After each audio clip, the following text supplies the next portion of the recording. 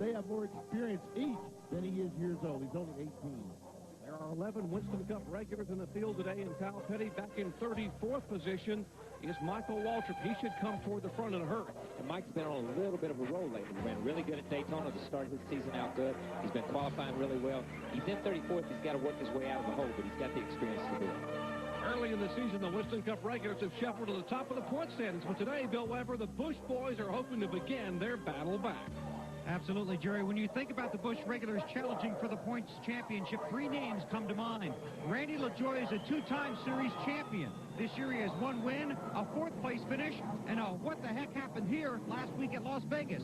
Today he starts 25th, hoping at the end of this day his car can be number 1 in the race and number 1 in the points. Matt Kenseth is 13th on the grid and 4th in the points. Finished 4th here last year in this car, but he's had motor problems throughout the weekend. Dale Earnhardt Jr. was 2nd here a year ago. Today he's 15th on the grid, 7th in points, still looking for his first top 5 of 1999. This is Earnhardt's longest stretch without a top 5 finish since Charlotte last May. Ray Dunlap. Well, Bill, you know, the debate has continued all week long down here whether it's good or bad to have Winston Cup guys in the Busch Grand National Field. Now, so far in 1999, 67 different drivers have attempted to qualify for a Busch race, but only 19 drivers have made all 4 races of the season. Now, on the front row today, Dave Blaney and Jeff Green, 2 guys with their best ever qualifying efforts, and they're Busch Series regulars here at Atlanta. But right behind them, Mark Martin, the guy that's won the last 2 races here at Atlanta. Will it be a Busch Grand National regular or a Winston Cup guy in Victor Lane? Well, we'll all find out together. All right, at Atlanta Motor Speedway, overcast. Take a look at this event today. 1.54-mile oval, only the 2nd event ever for the Busch cars on this new configuration. 195 laps, 300 miles. The pole sitter, Dave Blaney, a new track record, 186.755 miles per hour. And the pit window, based on fuel, 65 to 75 laps. Getting set for the green flag, I'm Jerry Punch. Glad to have you with us here for our live coverage of NASCAR Busch Series Grand National Competition. Stop number 4 on the 32-race, $14 million tour for 1999. As they come down, we are set for the green flag.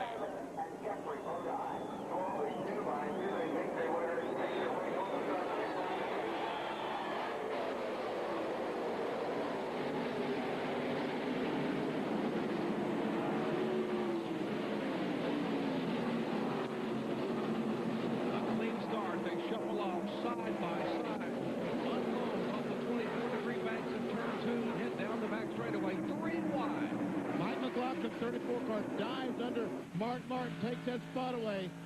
We're riding with Mark Martin, the Winn-Dixie Ford. And Elliott Sadler jumped up to the 3rd spot in the 47 car. And McLaughlin is aggressive today in that 34 car. And they are 3 wide for the lead, and Elliott Sadler will push the Monroe Muffler and right Chef to the point. At the conclusion of 1 lap, Dave Blaney still has the inside now. He will have to move off of turn 2. That's pretty impressive right there. The 27 car started outside of the 2nd row, passing everybody on the inside to come to the lead. Mark Martin gets by McLaughlin, takes his spot back over. He's on the inside of Jeff Green as we're right along with Mike McLaughlin. Now it may be cool outside with these Busch Series cars, wasting no time heating up the action on this 1.5-mile high bank super speedway. The battle is for the lead off of turn 2. The pole sitter, Blaney in a Pontiac. Sadler in a Chevy. And Blaney will take the point in turn 3. This is the Amico on board of Dave Blaney. Here comes Mark Martin on the inside.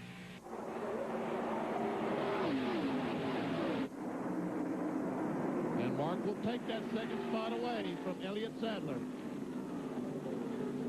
This is only the 2nd race Dave Blaney has ever led in Busch Series competition. He led 5 laps at Gateway Speedway in St. Louis last October.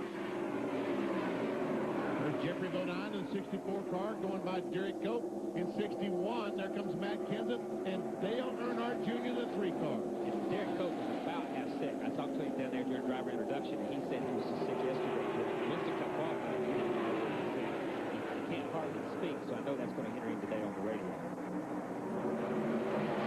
Side by side, that is Earnhardt Jr. going beneath the Cope car. The IWX Trucking Pontiac there, Lyndon Amick on the inside. him, the 18-year-old Casey Atwood in the 27 car. Right along the Briggs and Stratton onboard camera of Adam Petty as he closes in behind Jimmy Kitchens in the 22 car. There goes Mike Skinner behind the 19. Adam being shown back in 18th position. Here's a look at the red, yellow, green, and car number 45, our prolonged telemetry showing the miles per hour and RPMs. They flash up. There's Larry Pierce with 00, the Cheez-It Pontiac, moving up in front of Adam.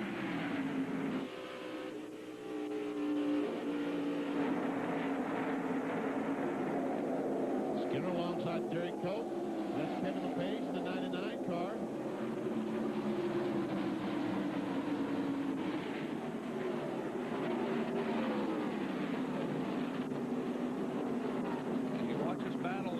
Back in the pack, we'll mention that Dave Blaney is the leader and has pulled away to about a 7-car length lead. Once again, we'll check out the prolonged telemetry with Adam Petty. We see up to 170 as he now will accelerate down the straightaway. 183, 184, 188, 189. Kyle has the field heavy kid running 189 miles an hour. Well, at least he's letting off now. When in qualifying, these guys run flat-footed around here. That takes my breath. And I'm going to tell you what, he's running with a good practice. He's running with Skinner. He's right there behind Nemechek. He can learn from these guys in this ballgame. All right, let's check in the pits with Bill Weber. Well, one of the early casualties here so far could be Terry Labonte. He's already radioed to his crew that he is on 7 cylinders. Last time the Slim Jim machine went by, you could hear it was not running at full song. So Terry Labonte slipping to the back of the field. Well, Texan Terry, the 1996 winner of this Busch Series event in Atlanta. And here's a battle shaping up for position. That's for 3rd spot. And Andy Santerre normally drives the car number 47. He is recovering from an incident at Daytona, watching as Elliott Sadler subs for him for about the next 6 or 8 events. He's in 3rd spot in the 47. That's Jeff Green behind him in the 32 car, the Kleenex machine, in 4th position. And Mike McLaughlin, you heard Benny Parsons comment on, he is back in 5th spot, but he is catching that group lap by lap. Yeah, you know, it's good to see Andy, or the 47 car run was good. Andy ran really good. There's Casey Atwood blasted by the 50 car, but Andy ran really good the last part of last year and got this team where they felt like they were competitive and could win a race. They didn't want to put another driver in it that was going to take it back and make the team take a step back. So they've got Elliott to drive the thing. And, you know, Andy could do the same thing that's going on right now with the run up front. That was 9th spot. The Casey Atwood, the Castro car took away from Mark Green and 15 Dr. car. Meanwhile, back up front, this is Dave Blaney, the leader. As you looks back at Mark Martin, that's about 0.2 of a second. We are in the early laps of the 8th running of the Yellow Freight 300 NASCAR Busch Series Grand National event. Pole sitter Dave Blaney still showing the way. Back with more in just a moment. It possesses a passion and 4th career Busch Series start. Picked up his 2nd pole and is leading here in the early laps at Atlanta. See, Mike McLaughlin is drifting back. Jeffrey Bodine goes by in the 64 car, the 17 of Kendrick goes alongside. This will be a battle for 6th spot. And there's Dale Earnhardt Jr. going by. So Jr.'s now at the 7th spot after starting back in 15th. Well, the Gould's Pumps crew anxiously watching their driver, Mike McLaughlin. Let's check in their pits with Ray Dunlap. Well, Doc, the problem is at this moment the oil temperature has gone skyrocketed for Mike McLaughlin, and they are very concerned about being an engine problem on the number 34 car. Oil temperature way, way high. We'll keep you posted. And Johnny Benson coming down pit road. He is also a former winner here. I don't think it's going to matter. Where you at? Ready, I'll tell you when. Yeah, I see it. Talking to the crew there, he's the 95 Busch Series champion, won this race at Atlanta back in 1995 and brings it down to the Base Motorsports team. You see him lift the hood. You heard his spotters say you. Hey, 15-second penalty down there. Too fast coming in. You heard his spotters it's say, not going to matter anyway. watch your speed on pit road, and Johnny said it's not going to matter anyway. So he knew it was terminal when he came on pit road. All right, there's the battle back up front. Busch Series regular, former World of Outlaw national champion, Dave Blaney. Won the national championship in World of Outlaws in '95, 4-time runner-up, and boy, he is a holding on to about a car length and a half in front of Mark Martin. Checking the Blaney pits with Bill Weber. Well, that 93 car is running great, and it might get even better because a few laps ago, Blaney told his crew the car has a push-off, too. Then a lap after that, he said, this is exactly what we had yesterday in practice. I just have to wait for him to come back to me, and it gets better. He did also ask how much distance is between Mark Martin and the next competitor. They told him half a straightaway. He might have been considering letting Martin lead the parade through traffic, but his car right now is just too good to hold the lead.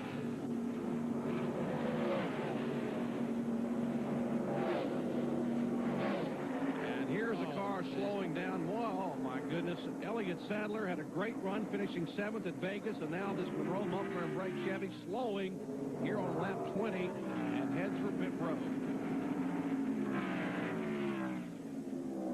I wonder if this cold weather had something to do with it obviously appears to be an engine problem in this 47 car. I wonder if the cold weather has something to do with this. You know, a lot of times you put extra tape on in cold weather. You know, you heard the 34 talk about their oil temperature going sky high. They may have had a little bit extra tape, and it doesn't take but a half inch to knock the temperature up 40 or 50 degrees to put you in that danger zone. Well, we'll hope to be able to get a report from Mike Ricci there on the 47 car momentarily when he gets down the pit road. There is a separation first and second. That is Blaney and Martin. Martin having won the last 2 events in a row here in Busch competition.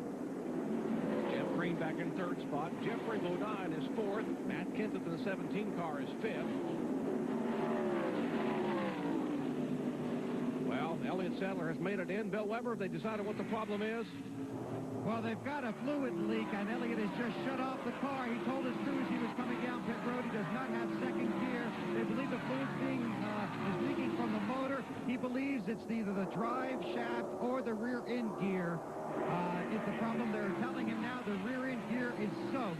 So a lead change up front while Elliott Sadler's day may be over here on pit road. All right, if you're keeping score at home, mark it lap 23. Mark Martin takes the lead at Atlanta Motor Speedway. He has been almost unbeatable here the last 2 years in Busch Series competition. There's the fluid you heard Bill Weber talking about leaking off out of the 47.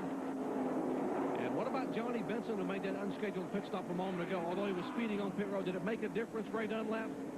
No, it sure didn't, Jerry. He's one of those drivers we talked about being a Winston Cup regular that's made all 3 starts this season, but he is an early casualty today. The engine is gone on the 26 car. And a quick update on Mike McLaughlin. His oil temperature has stabilized now at 250, so he's hoping that it's getting a little bit better. It was 280. All right, here goes Blaney back by Kenny Parsons. Yes, these guys will keep trading lead. Mark Martin's running a little bit lower on the racetrack. Look, if he just hugs that white line, Blaney cannot keep his car down there. When he goes up the racetrack, Mark is right alongside. Well, he said, okay, I'll let him lead another lap. I think a lot of times Mark just runs up there just to say, I can't lead this if I want to lead it. I'm just going to let you lead for just a little while. But they're running 2 entirely different lines on the racetrack. Blaney's a little bit high in 1 and 2. You heard him say that's where his car worked good yesterday. But Mark's right on that white line. Interval back to some of the cars running in the top 10. Jeffrey Bodine is working with 3rd spot. Saw Kenseth go by the orange car, number 17. He's back in 5th. There we see Jeffrey Bodine in 64 and Jeff Green in 32. And Hank Parker. Looks like his day is over. Heavy smoke out of the back of that car. Well, tough break for a young driver running for Rookie of the Year, Hank Parker Jr. After that great qualifying run at Las Vegas last week, he heads for pit road. Tough. Those guys are looking for sponsorship, or their season's going to have to be hit and miss. They're going to start picking races. Oh, indeed, he is qualified for the Las Vegas. Just could not catch a break. Here's Casey Atwood in the car number 27 going by the Castrol colors, right in front of Matt Kenseth and Dale Earnhardt Jr. That is for position. That is 5th, 6th, and 7th on the field. Talk about the future of Busch Series racing. These guys here, Casey Atwood is just 18 years of age. Earnhardt Jr., he is 24, and Kenseth is 27. A lot of talent in this Busch Series. And I'm told, yes, Jeff Purvis has slowed down the backstretch. One of our spotters said it looked like the 4 car had an engine problem on the front straightaway, and he is coasting down the backstretch. So we're seeing a lot of engine attrition here this season. There we see Jeff Purvis as he slows down the apron 3 and 4.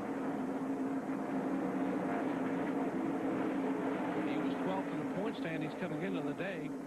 Just 11 points out of 11th spot behind Johnny Benson. So both those cars, 11 to 12, have had trouble. So we'll see a significant jumble if indeed Purvis cannot get back on the racetrack today. Well, I'm impressed with the engine in that 93 car. Bill Davis Racing, Brad Thrower builds their Busch Series motors, and they have got a rocket ship today at Atlanta Motor Speedway. A high-speed, high-bank, 1.5-mile oval, and Dave Blaney put that car on the pole at 186.7 miles per hour and is running laps close to 180 in competition. Back with more in just a moment. For Atlanta Motor Speedway, I'm Jerry Punch, along with Kyle Petty, Benny Parsons, Ray Dunlap, and Bill Weber. Our leader is the car number 93, Dave Blaney, as he tries to begin to put some cars a lap down. That's a look back at Mark Martin's Ford in second spot. Here's a battle. Two Winston Cup veterans. In 11th and 12th spot, Kevin LePage and Mike Skinner. And we see Skinner right on the bottom of the racetrack. Kevin LePage, the 99 car, drifts up just a little bit as they come by the start-finish line. Here comes Mike Skinner. And you know he wants to, well, he's driving the Yellow Freight race car in the Yellow Freight 300 race. And here's a battle for position. That is for the 5th spot, Kyle. Yeah, while we were at the caution, Casey Atwood has David or Jeff Green there for position, and now so something is either just a little bit of mishandling lag in the 32 car because he's dropped a couple of positions. And at 17, 32, and 3 are 5th, 6th, and 7th on the racetrack. Oh, the Spinner! That is probably the Chuck Bound. Looks to be the 63 car of Chuck Bound, the Exxon Superflow car, and right in front of the 4th, 5th, and 6th place cars. Bringing out the first caution flag today here on lap number 35. Chuck Bound, hard impact in the turn 1 wall. Looked like another engine problem. Guy looks like he started smoking, and when it blew, he got some oil under the tires, and around he went. Yes, he dropped it off in the corner and turned it left to get down to the bottom of the racetrack. The smoke started billowing out from under it. You're just hanging on once the oil and the water once you run through your own stuff. There's a look at what's left of that Exxon Superflow machine of Chuck Bound. Great beginning to 1999 for him. Good run at Daytona for Chuck. He finished 11th down there, has a 24th and 25th place finish at Rockingham in Las Vegas, and will not have a great finish here today. See if we can see what happened. There we see the car start smoking, and then, as I said, when the engine goes sour, some oil gets under the rear wheels, and bam, into that wall. And there we see Jeff Green going by. Now from the onboard camera, we'll see what Chuck saw.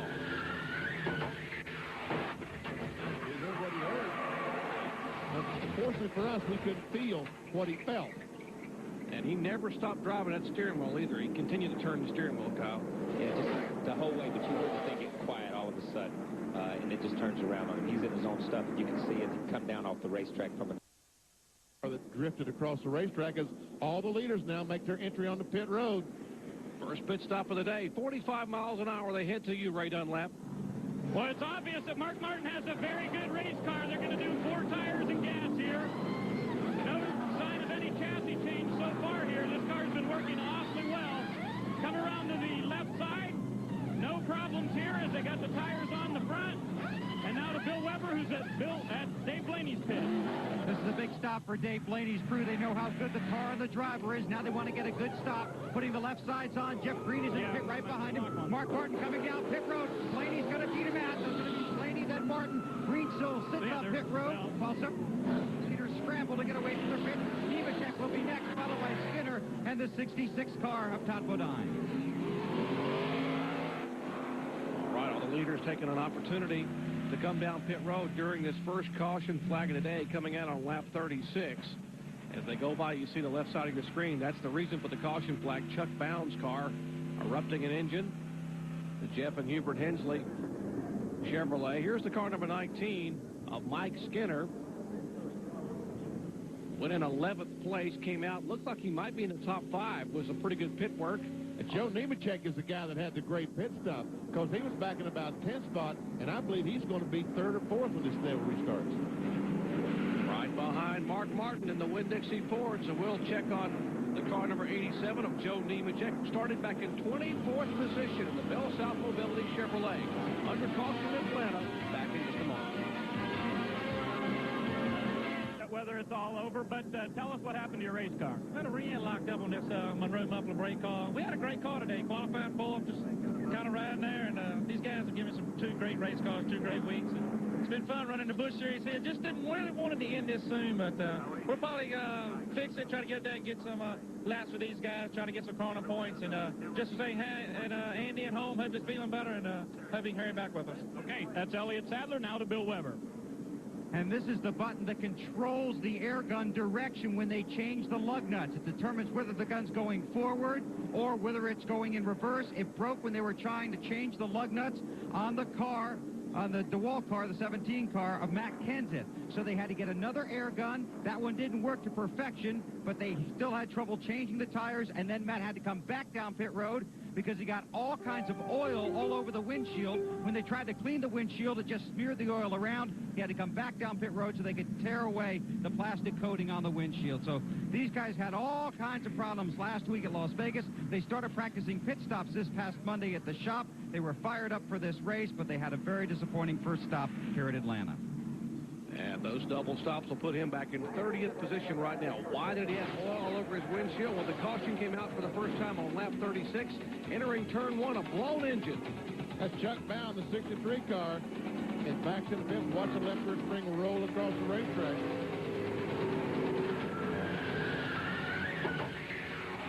And that is right along with Chuck Bound in the Exxon Superflow onboard camera. And here's their roof cam being pulled back toward the garage area for the NASCAR Busch Series Grand National Division. 40 laps are complete of 195. It's the Yellow Freight 300 live from Atlanta when we come back. This past week, hockey and hot rod shared the ice at the Greensboro Coliseum, home of the Carolina Hurricanes. As the king, Richard Petty, drove a couple of laps on this souped-up Zamboni. We've got some souped-up hockey coverage coming your way. Atlanta Motor Speedway, the king looking pretty racy on that Zamboni, Kyle. Yeah, he thought that Zucchini drove pretty good. Yeah, that's true. Shows you how much we know about hockey. Out of retirement for a couple of laps on the ice. Well, let's take a look at what happened on pit road a moment ago. First caution flag today. Blaney, not a bad pit stop, first and second. Martin, second and third. Jeff Bodine lost quite a bit there, BP. Yes, running third spot goes all the way back to 8th. And Casey Atwood running fourth goes back to 27th. The reason that Blaney's in second spot is because Gus Watson did not pit. He is now the leader of the race. Guys, here's the situation on Casey Atwood. As they had their pit stop and they went to put the right rear tire on, the lug nuts fell off the tire. They didn't stay glued on, so the right rear tire changer had to pick them all up and put them back on, and that made for a very lengthy pit stop. Now to Bill Weber. Well, the field gets one to go. Good stop for Todd Bodine. He told me this morning his race car is very good. He feels very confident he'll have a shot at the win. They did make a chassis adjustment. Down 1 pound of air in the right front. They raised the track bar a 1/4 inch. They put on 4 tires and sent him out. So Todd Bodine currently running 6th on the racetrack in car 66. Now, that's pretty good information, the fact that the cars are a little tight this early on. Yeah, but that's the way this racetrack seems to be sometimes. It has a tendency to get tighter and tighter, and especially they had the ARCA race here yesterday, so they're wearing the Hoosier rubber off a little bit, even though we had Winston Cup practice. A note on Casey Atwood's pit stop, the lugs falling off. There's an art to gluing lugs on these things, and on cold days, you've got to glue them up closer to time than you do on hot days because the glue gets harder quicker. And it's so cold out there right now, they probably glued them on 3 or 4 hours ahead of time, and they may continue to still have problems with that later on if they don't go back and re-glue some of their lugs. A lot of science involved in racing. These shots from high above this beautiful 1.5-mile facility, Atlanta Motor Speedway, courtesy of the fine folks at Pennzoil on our Pennzoil copter cam. And you look at those seats, many of which will be filled as the NASCAR Winston Cup stars and cars will get after it at 1 o'clock Eastern time tomorrow for the 40th running of the Cracker Barrel 500. Will be there for our live flag-to-flag coverage on ABC Sports. Second consecutive week. Johnny Norton waving the green flag. Restart here on lap number 45. The caution out for 8 laps the first time today. That's about the lead that Black Car leaders. Right now he is in a sandwich between Jeff Rose at 56 and Mike Skinner. They both safely get by.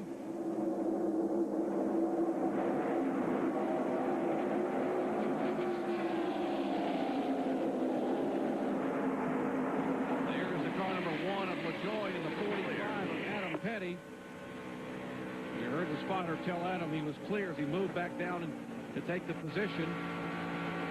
Not this slow. You clear high if you want it. See, Phil Parsons on the inside the Alltel car. He has been struggling mightily this weekend in Atlanta, trying to find the handle. Joe Nemechek in third spot.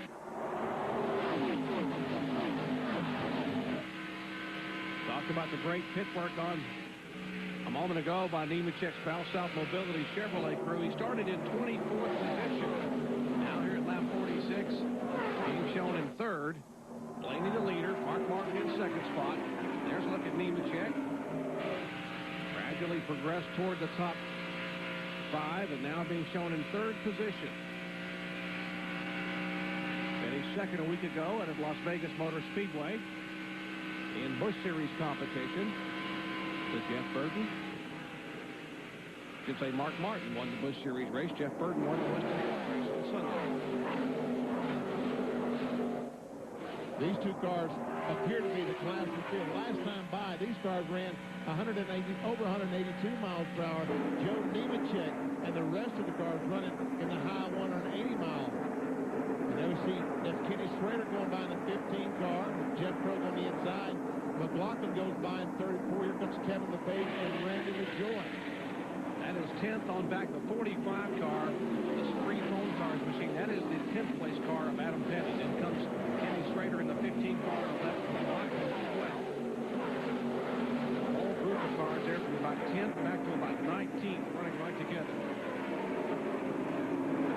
Wayne Grubb in the car number 83. The Link Belt Chevrolet. He is also in that group.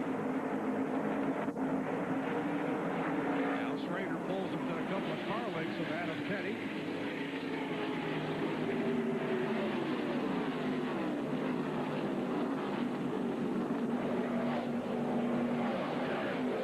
Really, Adam Petty is just knowing Kenny Schrader probably ever since he can remember, and here he is racing against him at Atlanta Motor Speedway. Yeah, they were beside each other in the garage area over there. Kenny was struggling. He struggled the first day. He didn't make the race the first day. Didn't run fast enough.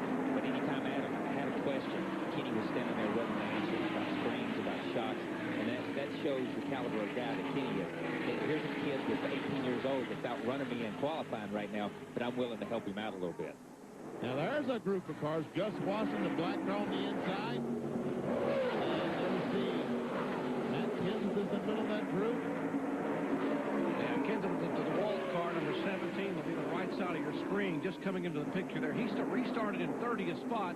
You heard Bill Weber talk about the fact that he had made 2 stops on the pit road to get the oil off the windshield. He has now moved up some 6 positions to 24th, but heavy traffic for Kenseth right in the middle of that group.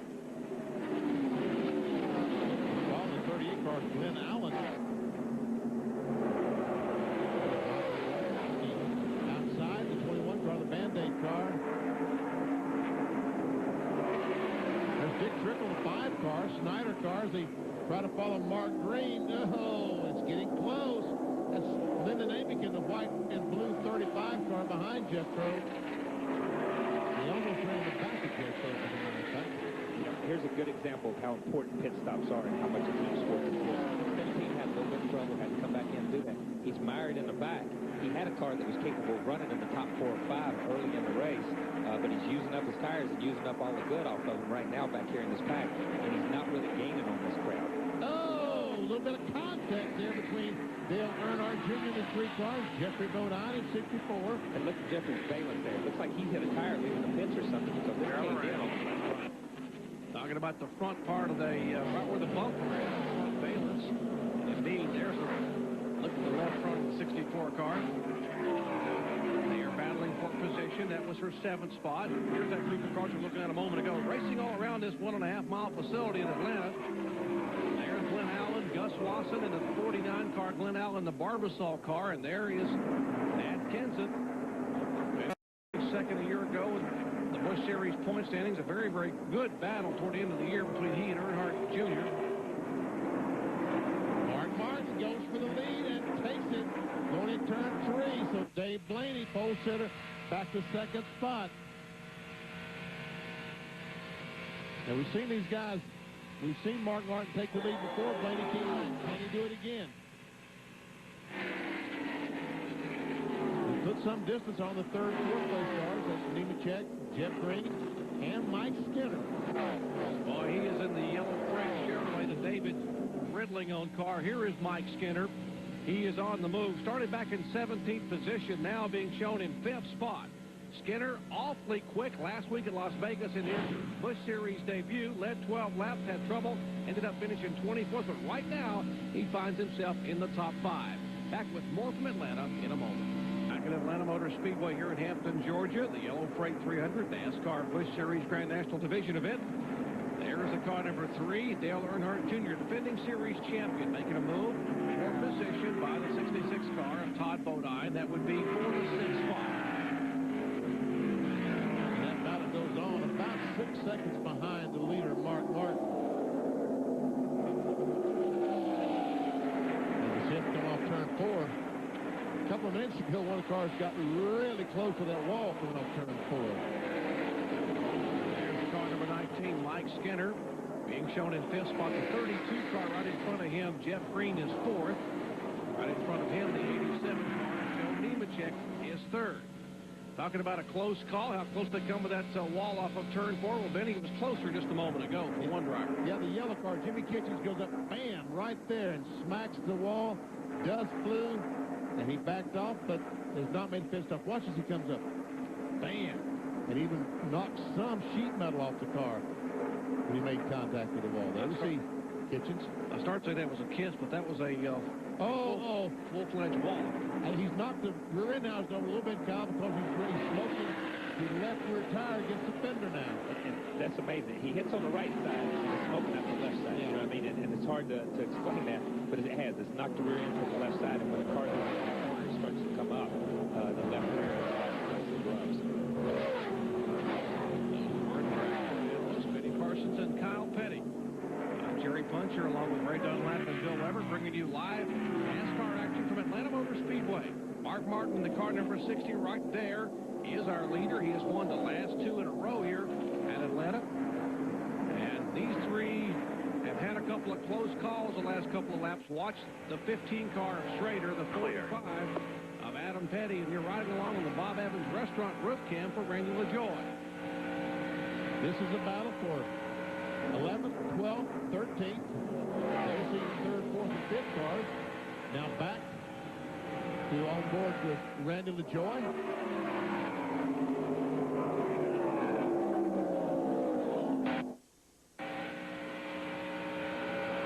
Adam Petty trying to make a move inside of Kenny Schrader. They have been swapping it back and forth, and he will take the spot away and reassume the 11th position. Here comes LaJoie to try to take the 12th spot.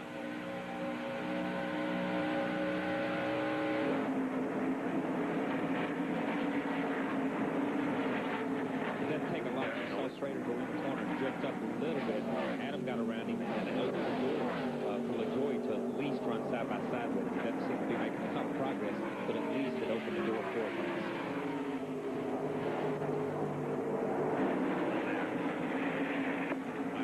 The lead change back up front again, and the Amoco car will take the lead, slide up, and open the door for Mark Martin, and will he have enough muscle to make it by? I'm not sure. It really is amazing how both of them are running such a different line around the racetrack. Blaney goes in the corner, lets the car drift up the racetrack, and Mark Martin, in the meantime, keeps the car right on the bottom of the racetrack next to the white line.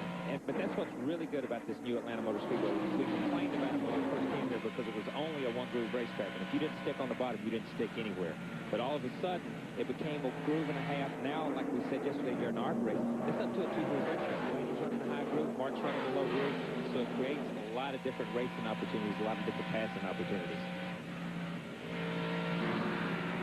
Well, Dave Blaney continues to have a great run here in a car that last year in the first race at Charlotte was absolutely awful.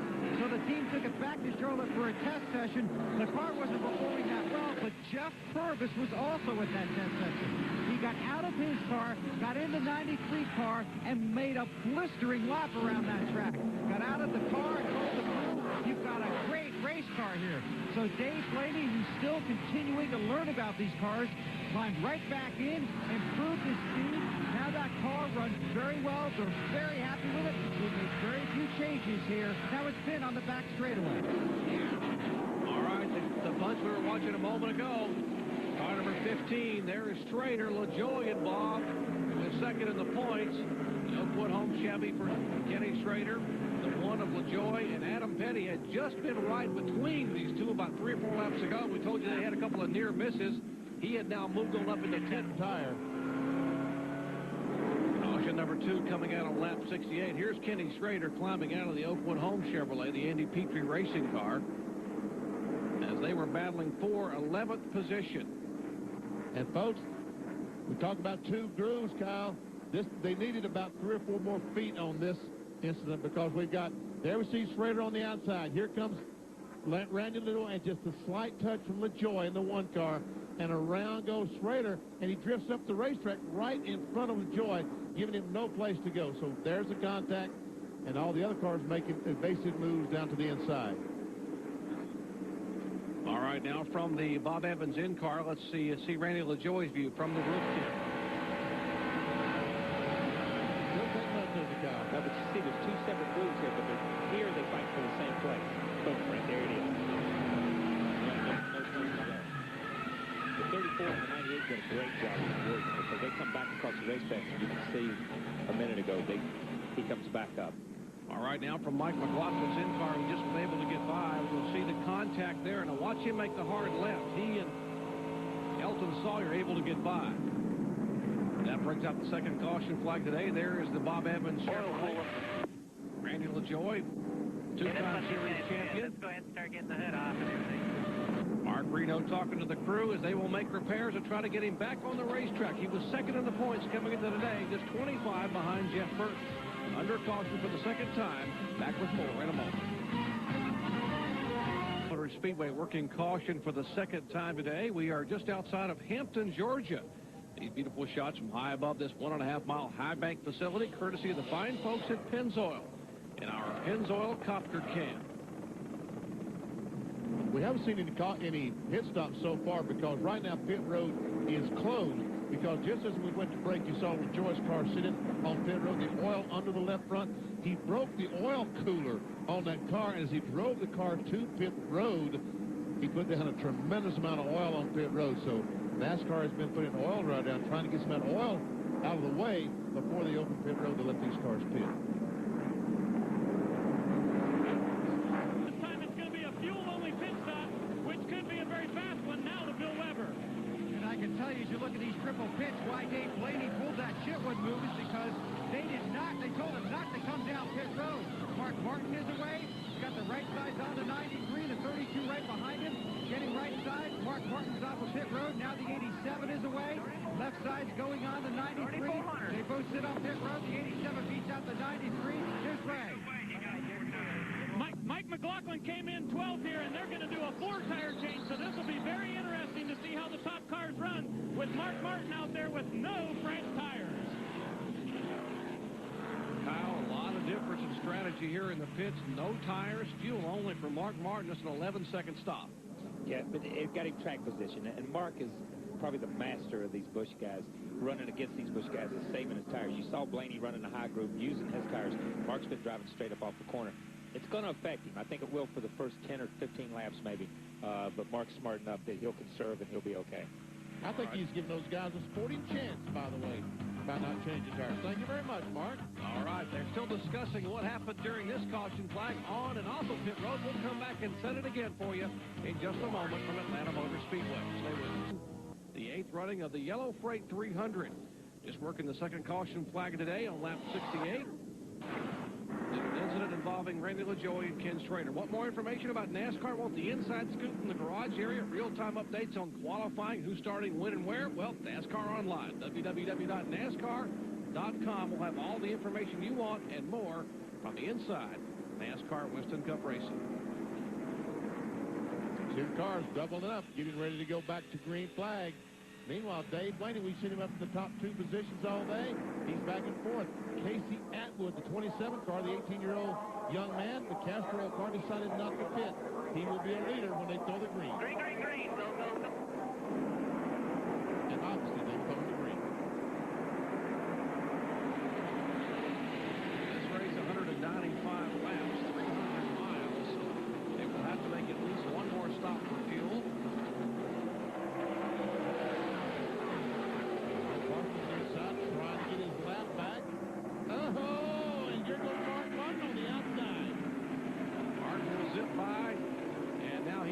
side by side with Parsons. That's Nemechek in the 87 car. The Mel South Chevy.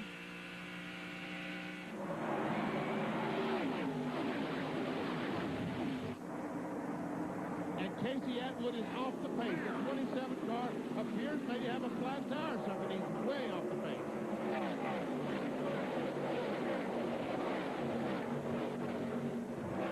There's the car number 27, the Castrol Chevrolet for Casey Atwood. Clarence Brewer on car. Tough break at Vegas. He was 6th in points, didn't make the field. They come here trying to go, and now his car getting slower and slower as he does not come on the pit road that time. Will stay on the racetrack. I guess he's lost the cylinder then. I thought maybe it was a flat tire. But as slow as he's going is something pretty major. It'll be interesting to see once he gets away, unless we get a report from the pit. There's a 19 car, Skinner, who's worked his way from 19th to 20th, and he's in contention here. He's 3rd. Well, we are hearing it's not a tire on the 27 car. Right, Ray Dunlap? That's exactly right, Doc. It is not a tire. It is a miss in the engine. And Casey said he was going to switch ignition boxes and see if it got any better. But so far, that has not helped. Now, someone has no trouble at all right now with the yellow freight car number 19, Mike Skinner. He will start on the outside of the front row for the NASCAR Winston Cup Cracker Barrel 500. He's the current Winston Cup point leader. What a 1999 he is having in both the Winston Cup and Busch competition, making only a second Busch start here. He started at Las Vegas last week, and here is Adam Petty. Talk about beginning of the year. He finished 6th at Daytona. He's on the inside of Todd Line, and that is for the 7th position. Here comes the 17 car, Matt Kenseth. Remember that track position? He has fought his way back up to the 9th position. Looking out the back of the Rich and Stratton bumper cam, Adam Petty. There goes the DeWalt Chevy by, or to the inside anyway. See Brandon enjoying the racetrack, taking his car back out of the racetrack, trying to get the few more laps. He is being shown 12 laps down for you into the Joy fans, keeping the track where he is on the racetrack in that Bob Evans car. Good side-by-side action here. Adam Petty, 18 years of age, in the car number 45, and pulling back by Carly, showing some muscle in that Chevrolet. I don't think he wanted to give up that position. Appears as though that's the case. But that shows the experience of Kent. He don't want to run on the inside of everybody either. He don't want to heat his tires up and get into that position. He checks up a little bit. He says, okay, you want to be brave here for a little while. We'll let you go brave for a couple of laps. I'll show you the pit summary from that last caution flag as to where they came in and where they came out. Blaney only losing 3 spots. Martin dead even. Nemechek likewise. Jeff Green lost a couple of spots. And Skinner held his own 5th and 5th. Tires and Mark Martin. Those guys are getting closer and closer. There we see Nemechek, Blaney, and Skinner closing right in on the back bumper of the Winn-Dixie. All right, speaking of the Winn-Dixie pits, let's check in there with Ray. Well, Doc, I wanted to find out about the pit strategy. This is Tony Lambert. Tony, was that a planned deal to take no tires on that pit stop? Yes, it was. We looking to, for the long run, we're 2 sets of tires, but they've got 1. So we're hoping in the long run everything will work out. Okay, good luck. One set of tires left over now to Bill Weber. With Gil Martin, who's crew chief for Dave Blaney, you opted to come in and take 4 tires, Gil. Why? Well, we just decided at this point right now that the Amoco Ultima car, that we needed to go ahead and have 4 tires on it for the end of the race. We'd go ahead and be full of gas. We'll be able to make it one more stop after this. On our last stop, we'll have about 40 laps on our tires, and the car's working really good there, so we ought to be fine. Okay, and they're gambling that last stop might come under green, in which case the fact they may not have to change any tires. A big crash, big crash. Heavy impact down in the banking in turns 1 and 2. 2 cars involved. There's looks like the 61 car, and there is flame from beneath that car, the IWX Pontiac, and that is Derek Cope. The 80 car also involved. That is Krogh.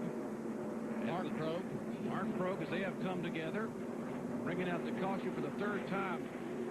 And both those cars hit very, very hard. That in turns 1 and 2. Derek Cope is going to get to hate that spot down at the Atlanta Motor Speedway because was it last year they hit so hard in the NASCAR Western Cup car? Mark Krogh is out of his car. You see the damage to it.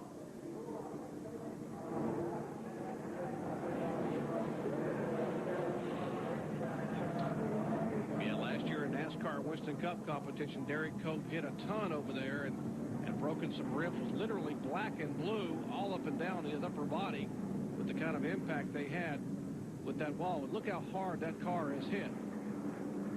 Mark's a little upset.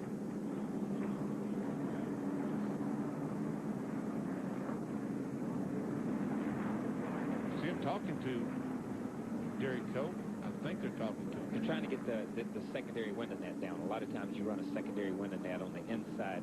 It's almost like a sprint car window net that only covers half the window that keeps your head. He took a tremendous impact with the left side of the car here. You can tell. If we can see what happened with these two cars on lap 85. There we see right there the 80 cars on the outside. Oh, and Cope hard in that wall with the left side. Mark Krogh was trying to pass Derek Cope on the outside going in turn one, and obviously it was a spot that Derek Cope did not expect and didn't realize that he was there. Yeah, I think they were coming up on a lap car on the inside. If you see the replay again, there's a white car they're coming up on. Derek was getting ready to move up to give himself a little bit of clearance, not realizing that Krogh was there. Okay, let's show you again what Kyle was talking about with that lap car. You see the white car right here to the left of your screen. There's Derek. He's got to give himself room to get into the corner around that. Even though he's a little bit away, he eases up and he gets right into Krogh. And there's not a lot you can do at that point. And I guess the 29 car of Curtis Markham that was down there. Ever see Derek Cope stand there with his helmet on? Well, that's certainly a good sign to see Derek able to get out of the car. That impact, the whole left side of that car into the wall. And folks, they're running, if you just joined us, they're running at 175 to 180 miles an hour, depending upon where you are in the field. Now we work at the third caution flag today. The incident, once again, Derek Cope in the 61 car, the IWX Pontiac, the Dave Fuse prepared machine, and Mark Krogh in the car number 80. Caution coming out on lap 86. We are at Atlanta Motor Speedway. It's the Yellow Freight 300 NASCAR Busch Series event. A violent impact out in turn one between Derek Cope and Mark Krogh. And folks, if you're squeamish, you may not want to watch it, but Derek Cope hit a ton. Take a look here just a moment ago. You ever see going in the corner there, Cope and the 80 car, Mark Krogh makes contact, and both of them spin, and both of them in the wall. But Derek Cope, tremendous impact with that left side. Boy, that car just snapped around. That's what you don't want to see. You never want to see an impact, particularly a driver's side impact. Both those cars hit driver's side flush against the outside wall. And they hit like, you got to imagine, it's like swinging a baseball bat. Once the one corner of the car hits, it acts as a pivot point, and it just slams the other side up against it and everything. And the further away you are from that corner, whether it's a rear corner or front, the worse it hurts. Derek hit a ton. Krogh slid up into the wall and hit solid, but not as hard as Derek hit. And, of course, we reported earlier, Derek Cope battling the flu before the day began. He has double duty today, and, of course, on Sunday, the NASCAR Winston Cup Cracker Barrel 500. Fortunately, able to get away. Well, lots of racing action coming your way next week. We're going to open up the year for the NASCAR Craftsman Trucks, the Florida Dodge Dealers 400, next Saturday, 4 o'clock Eastern Time on ABC Sports. And, of course, the CART FedEx Championship Series. Toyota presents the Grand Prix of Miami next Sunday at 4 Eastern Time from Miami-Dade Motorsports Complex. ABC action as we raise the curtain for the NASCAR Craftsman Trucks. And, of course, all week long, RPM Tonight live from Miami-Dade Motorsports Complex. John Kern will have all the updates on what's happening in racing around the world. Under caution at Atlanta. Back with more in just a moment. Speedway. Who could forget last year, March 9th, 1998, Derek Cope. Wow. That's what was left of his gum-out Pontiac, the Chuck Ryder on Winston Cup car from last spring. We just saw him hit again, this time in a Busch Grand National car. But he did get out and walk away, and that is the absolute best news we could have about Derek Cope. Ready. Get ready. Get ready. 3, go, go, go.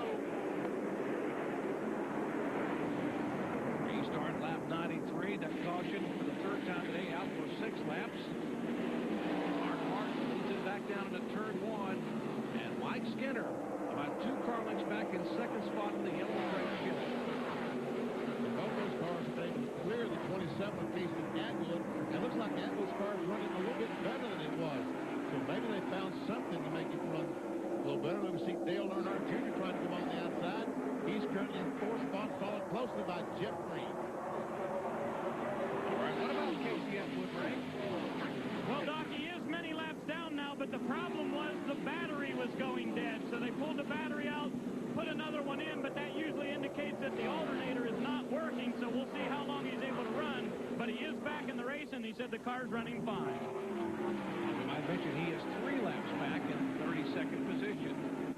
We're showing 25 cars on the lead lap. Mark Green is the last car on the lead lap right now in 25th position. There's a battle for the lead. Mark Martin, 60 car, the Dixie car, and Mike Skinner, the orange number 19, the yellow freight Chevrolet. Dave Blaney being shown back in third spot. He flashes by the Amoco Pontiac. Ford Taurus, Chevrolet Monte Carlo, and Pontiac Grand Prix. That's the 3 cars, first, second, and third here at Atlanta Motor Speedway. Just over 100 laps to go. Thus far, we are dry. They have predicted thunder showers and rain through most of the day, and thus far we have been very fortunate to avoid anything wet on the racetrack except for a little moisture out of some of these cars.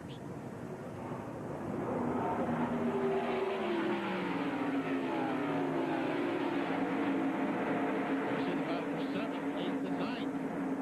It's Todd Bodine in 66, Adam Petty in 45, and a 17 of Matt Kenseth, and Kyle, that was close. Yeah, I think Adam got a little bit better run on him than what he anticipated. He got in the back of it. And that just comes with experience. Hopefully he's going to get some experience today, and you'll be able to judge the speeds and be able to do it. But I tell you, he's done an incredible job so far. And here's a battle for the lead. Mike Skinner goes to the front and are jumping up and down in the yellow freight suite. Well, the yellow freight Chevy takes the lead here in the yellow freight 300. And now pulls about a car length and a half over Mark Martin, who's won the last 2 in a row. He's hauling the freight, isn't he? To the front. Meanwhile, Blaney has caught back up right behind Mark Martin. And here comes Little E, Dale Earnhardt Jr. Last time by was almost 183 miles per hour. Almost 2 miles per hour faster than any other car. And here's the battle Benny was talking about a moment ago. 7th, 8th, and 9th. Todd Bodine, the 66. That is Matt Kenseth, the 17 car. And you're riding along the Bridge and Stratton roof cam for Adam Petty.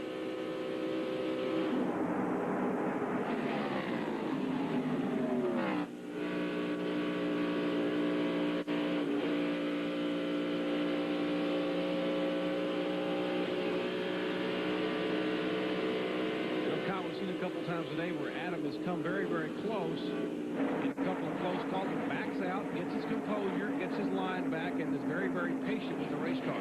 Yeah, he's done very well so far. You know, this is only his 4th big race. I guess he missed Rocky number because of it. But, you know, these 2 guys in front of him, following Todd Bodine and Matt Kenseth, they just went around the 87 car. Nemechek, who must be having some kind of trouble. I think he's down a silver, Kyle, on the 87. Carburetor seat.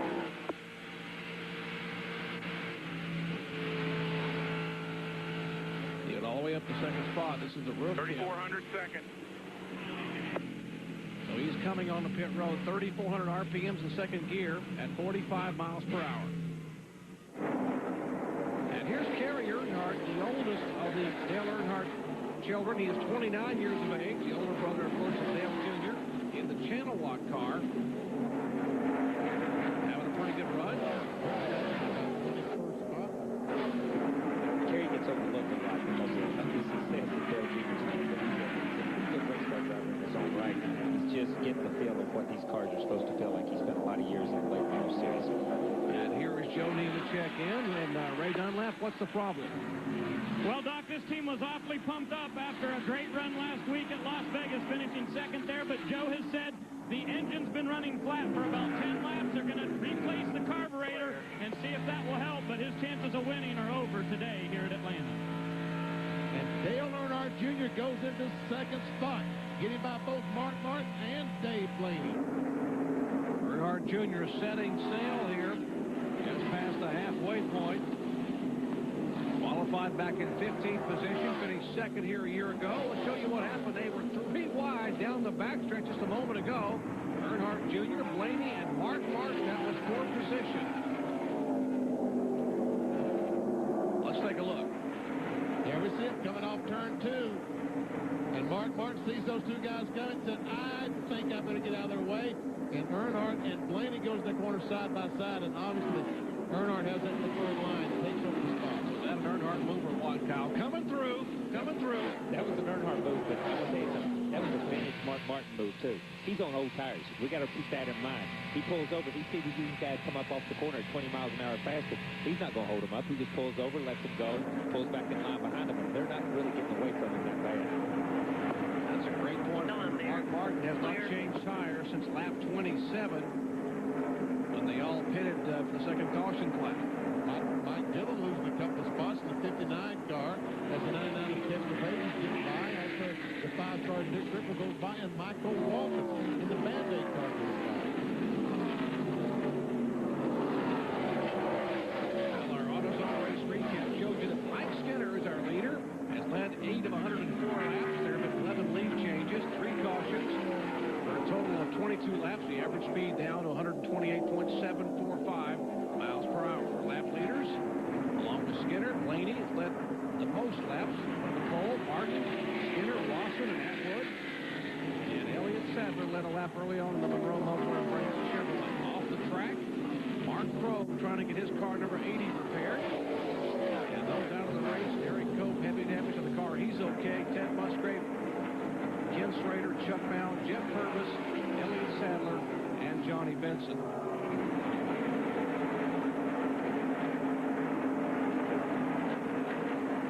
Dick Triple, the 5-car, the Snyder car, that is the 13th position. Michael Walton, Band-Aid in 14th.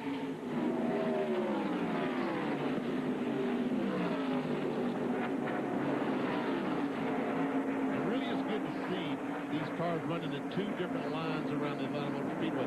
When they first repaved it, everyone ran right on the bottom of the track. Now you can run up in that second lane to be just as fast. Meanwhile, no one is doing anything with Skinner right now as he stretches it out to a 2.5 lead on Dale Earnhardt Jr.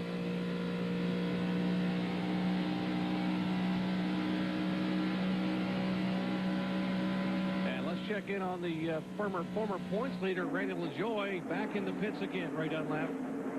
Well, Doc, things have gone downhill since Daytona. Of course, LaJoie won there. He had a good finish at Rockingham, finished 4th there. 15th last week at Las Vegas, but it's not going to be very good today as they have continued to work on the Bob Evans Chevrolet. Now, Randy says the car is very, very loose when he goes out and tries to run, so they're trying to tape it up and get the fenders back in shape a little bit to give them a little more aerodynamics. I can't see the scoring monitor. You guys can probably tell us how many laps down it is, but it's a long, long day for Randy LaJoie. Well, he's being shown 15 laps down, Ray, as the Phoenix crew, Mark Reno and company, began to work on that car. Here's the guy they're chasing, Mike Skinner. Boy, he is just pulling away. No, he's not pulling away, Jerry. I beg your pardon, because Dale Earnhardt Jr. gained 0.3 of a second that lap. All right, Earnhardt Jr., Kenny Ketchy, Blaney, Kenseth, and Green in the top 5. Suzuki Fest 99, folks. Step right up. Fine for Adam Petty in the Briggs & Stratton Spree Bone Card Chevrolet. Looked to be having a great run going, and just a moment ago, the car got a little bit sideways and tagged the outside wall. That's the best sign, though, the fact that he's able to talk to the crew, grabs the helmet, trying to get the helmet. It's been taped to the cable. It's taped there, Adam. There you go. Safety crew's there immediately. He has the window nets down, indicating he is okay. Now getting ready to climb out to a pretty heavily damaged race car. Let's show you what happened a moment ago. Pretty good battle between he and Todd Bodine. what happens? Adam goes to the corner, and Kyle, I think he just doesn't have that wall of air to lean on in the corner and loses the back end. Yeah, and it goes back to the corner before this. He got hung on the inside on the corner before. He gets in under Todd, and it just gets away from him. And that's all there is to it. It's just he should have probably just backed off a little bit, let him settle back, let his tires cool down. He had tried Todd 2 or 3 times, but he learned something there. Believe me, tore up a race car, but he learned something. Meanwhile, here they come. Uh-oh, what happened there now? Well, I'm coming. No, I'm not. I'm not going to come down pit road, but Mark Martin will come in. He has not changed tires since lap 27. He will come down. Here's Todd Bodine, the 66 behind him, as we go down to Ray Dunlap in the Winn-Dixie pits. Well, Jerry, they're going to go up 1/2 pound of air pressure in the right front on Mark Martin's car. He said it's pretty good. They definitely needed tires, though. There was no way they could stay out that time, so they are in. Right side tires are on. That's Tony Lambert, the crew chief there, that is changing the right front tires. Jackman has a little bit of a problem. He gets over just a hair late, but not very many cars on pit road at this end. 4 tires and gas, no chassis adjustment for Mark Martin. He's down and away. All right, as the pit stops continue, we are working the 4th caution flag today, coming out on lap 112. Adam Petty in the Spree phone card Chevrolet, hitting the car sideways. We'll show you again from a different angle.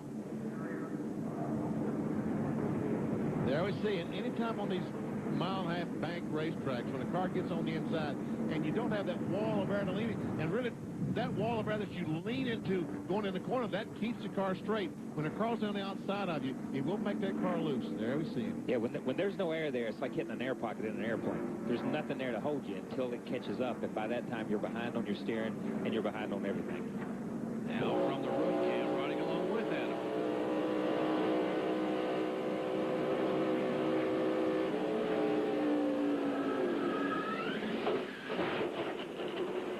And the lights went out the door.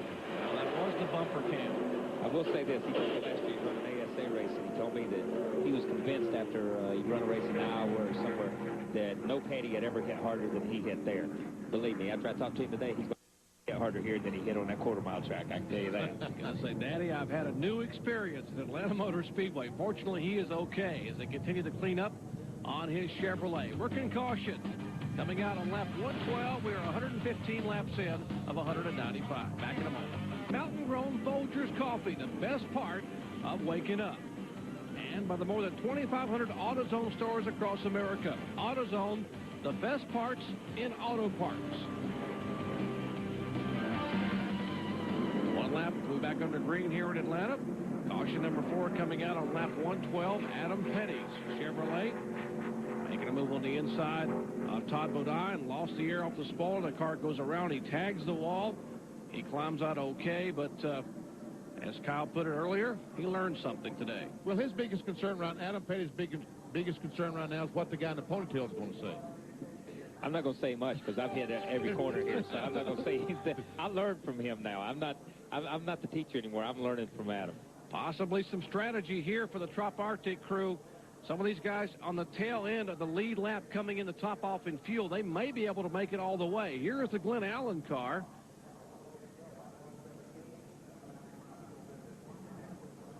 Maybe a piece of tape or some ductwork, something dragging behind that car there is on the racetrack. You see it wiggling back and forth. Maybe he could have had a brake hose that finally just broke off, and that's the remnants of it or something, but it is. No telling what it is. Dragging to the racetrack to leave that race car. I'm sure when they get up to speed, that will slide off. Let's check in once again with Ray. Well, Jerry, you made a very good call on the 66 there. That's exactly what they were doing, was topping off with fuel. They also put 2 pieces of tape on the front grille to try to make the car go a little bit better for Todd Bodine, but they think they can go the distance now. We'll see. All right, they're going to roll the dice on fuel mileage. Mike Skinner, Dale Earnhardt Jr. leads them down, lap 119.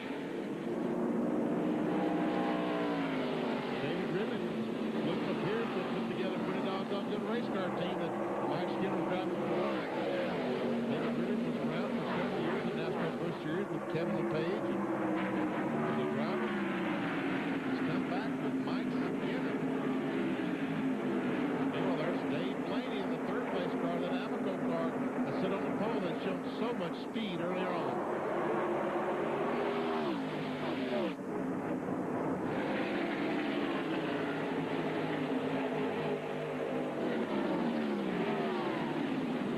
Glenn Allen loses spot and some smoke out of the back of Glenn Allen's car. That smoke is getting worse and worse.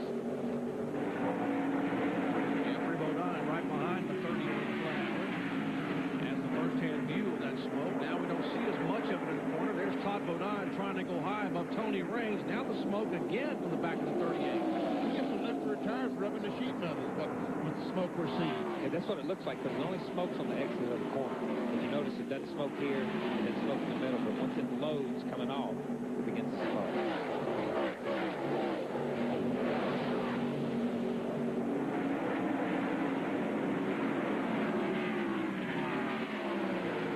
Meanwhile, Jeffrey Bodine caught him behind Glenn Allen, the 38 car. That's Jeffrey in the 64.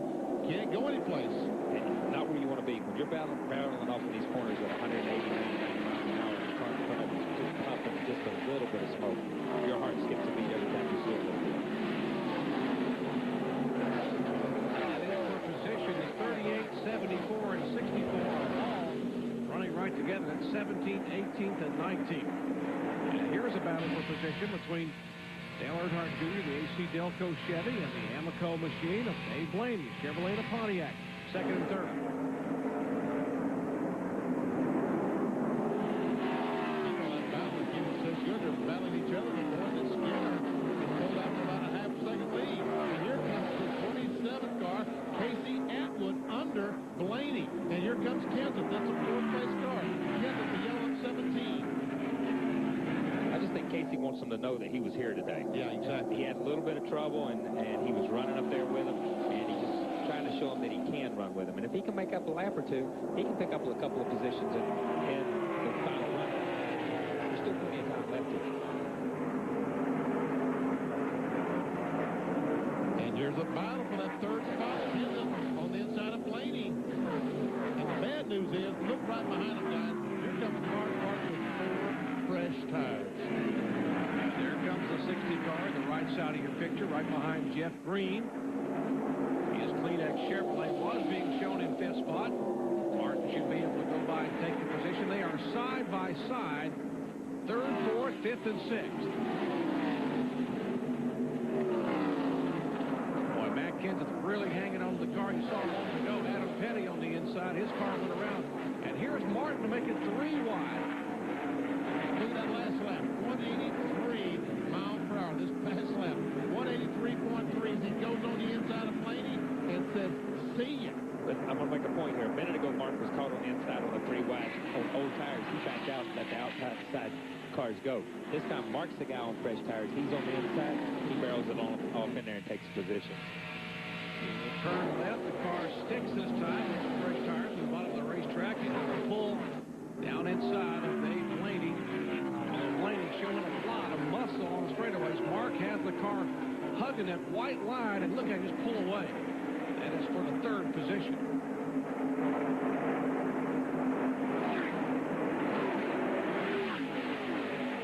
And Skinner has pulled away from Dale Earnhardt Jr. He's now a little over 2nd in front of him. And last time by was about a mile and a half an hour faster than Skinner was faster than Dale Earnhardt Jr. Oh, Kerry Earnhardt hard and Trying to be clear when you get there, look for debris. And Casey Atwood makes up a lap on this. He had just passed Mike Skinner going into turn 3. Well, that impact by Kerry Earnhardt will bring out the 5th caution flag of the afternoon on lap 127. Channel Lock Chevrolet, pretty hard impact into the outside wall in turn 2. That car has come to rest on the apron, just entering the back straightaway.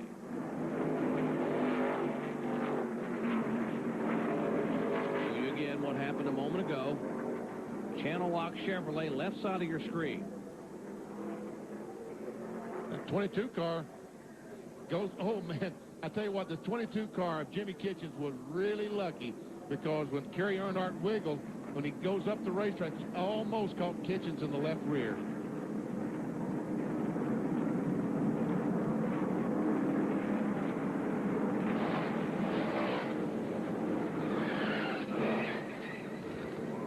quickly down across the 24-degree banking to the apron. He jams on the brakes, so the car will not get back up in front of other race traffic. That is Kerry Earnhardt, the oldest son of Dale Earnhardt, 29 years of age. Kerry finished 20th at Daytona. And here they all come back down pit road. Skinner, Earnhardt, Martin, Blaney. They're headed down toward you, Ray Dunlap. Well, Mark Martin will get here in a hurry. He'll be the first car that gets to the pit closest to me. And again, it'll be 4 tires for Mark Martin. He didn't like that set they had on last time, and he was running like a bandit. So if this set's any better, everybody might be in trouble. Now to Bill Weber. Dale Earnhardt Jr. is in the pits. He's got Kansas in front of him and Skinner behind him. Earnhardt just radioed in that he does have a transmission problem. He may not have third gear. The tight battle here is going to be getting out of the pits. Skinner has the best shot. Earnhardt throws it in reverse. Dives to the 19th. Now the 17th going to have to get away. Runs over his air hose. Back to Ray. Another bad pit stop for Mark Martin, this time even worse, as they had problems on the right side. The right front tire changer had a problem, and the jackman getting back around. So a very, very long pit stop for Mark Martin. He came in here on 4th. He's going to go out about 17. And there was contact exiting pit road between Wayne Grubb and Matt Kenseth. They came together. You saw a near mishap between Dale Earnhardt Jr. backing up to be able to get by, and the 19 car of Mike Skinner, who was leaving. There's the reason for the caution flag. Safety crews over there at the Kerry Earnhardt car. Channel Lock Chevrolet coming into contact with the wall off of turn 2. Let's show you again what happened in the Winn-Dixie pits of Mark Martin. Tony Lambert and company. Well, they go around. The right side's okay. The jack goes under, but the right rear tire changer has had trouble both these final pit stops. Watch, the front tire changer's done. He comes back around. They're still waiting on the rear tire changer. Still waiting. Still waiting. He has all the lug nuts off the left front. And finally, they go back around to the left side.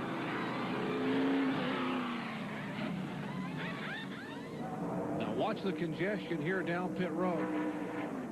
Watch the 17 car pull out. He will just come into contact right there with Wayne Grubb in the Link Belt Chevrolet. That, of course, Matt Kenseth.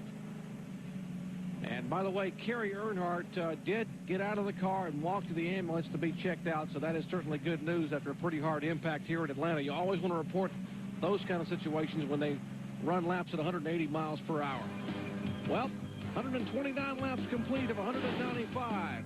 In the yellow Freight 300. Back with more in just a moment. Bill Weber covering the Busch Series action under caution for the 5th time today. Now, pit stops a moment ago. Watch Dale Earnhardt Jr.'s crew. Now, he is very, very close to the pit wall.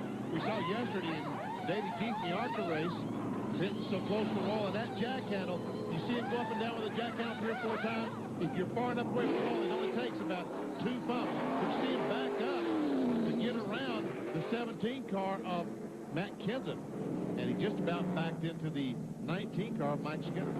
Okay, our pit summary. Skinner in first, out 11th. Earnhardt lost 10 spots.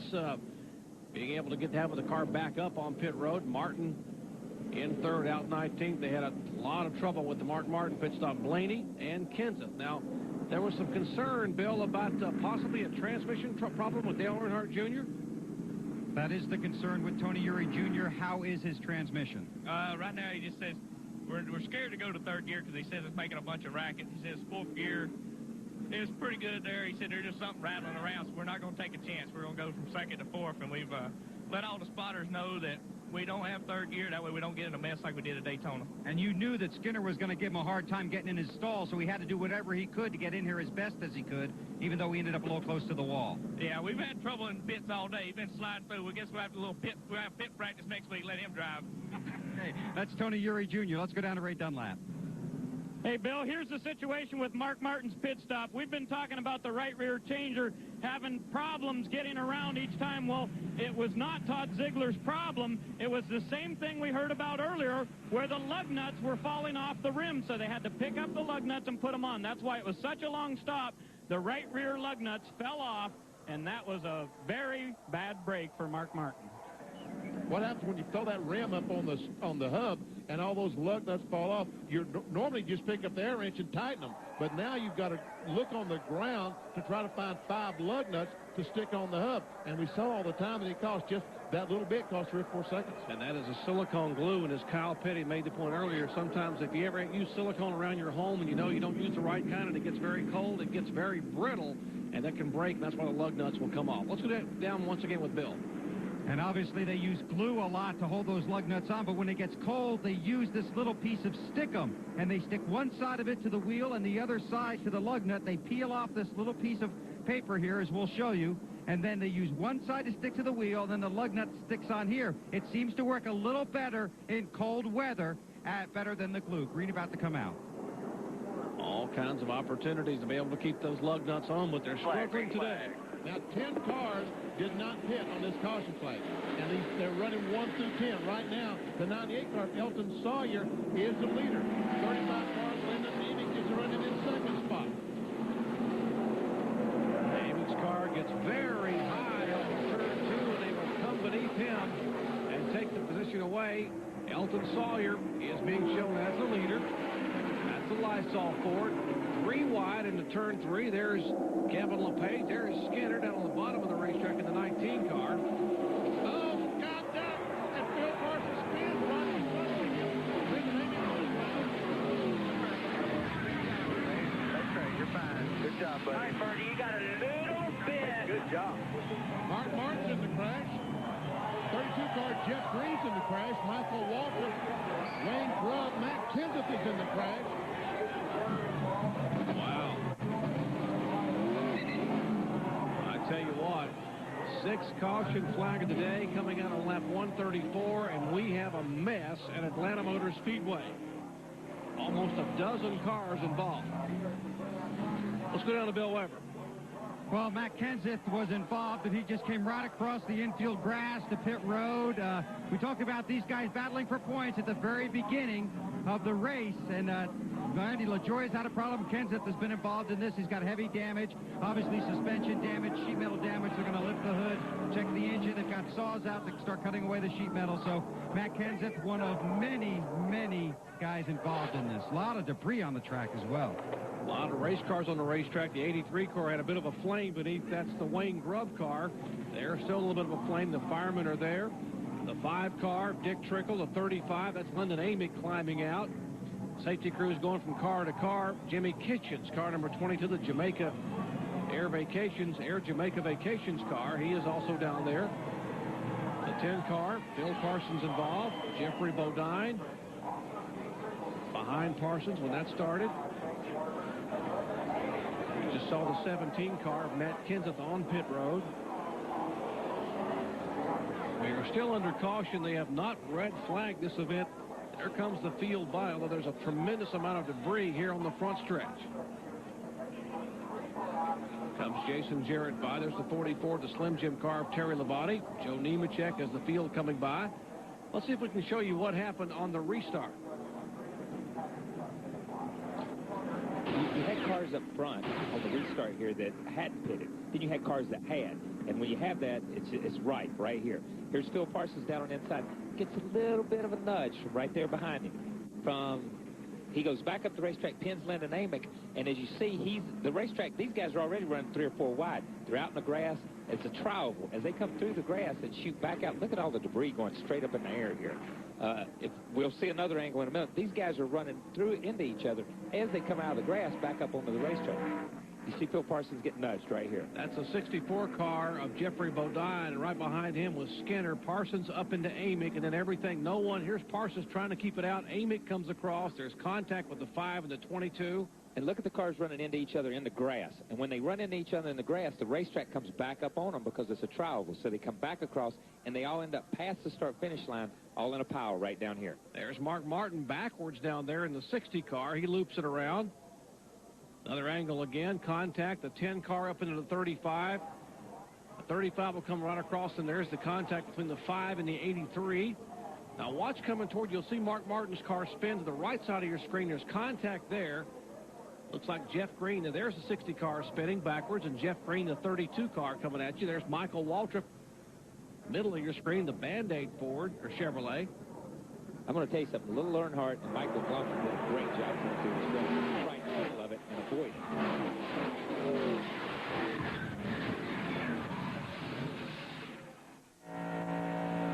Here's what Mark Martin sees. He heads for the grass. Right there, runs in the back of Jeff Green.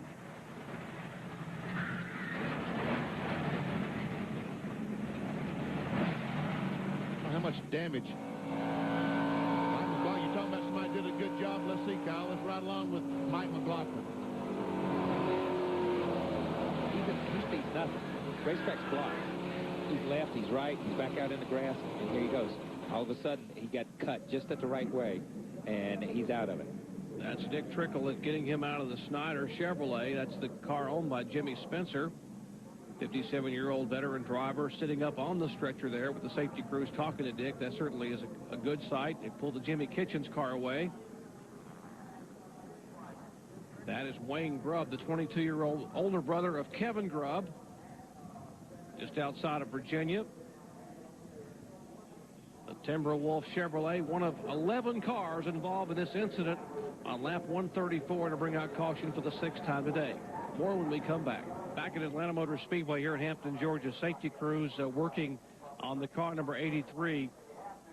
That is Wayne Grubb, the 22-year-old Mechanicsville, Virginia driver. One of 11 cars involved in an incident here a moment ago out of turn 4. Check this replay, folks. You're just going to see what it's like running into something at 180 miles per hour. That'll see Parsons and Amy around, and the racetrack is blocked. The cars get in the grass between the smoke and the dust. There's no visibility whatsoever. And you could really see the top of that replay, the car number 83 going across the racetrack, almost head on to the wall. Here again, another angle from the start-finish line.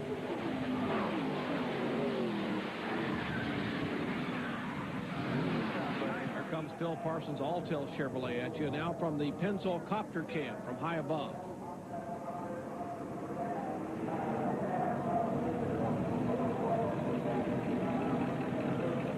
One more angle at this wild scramble.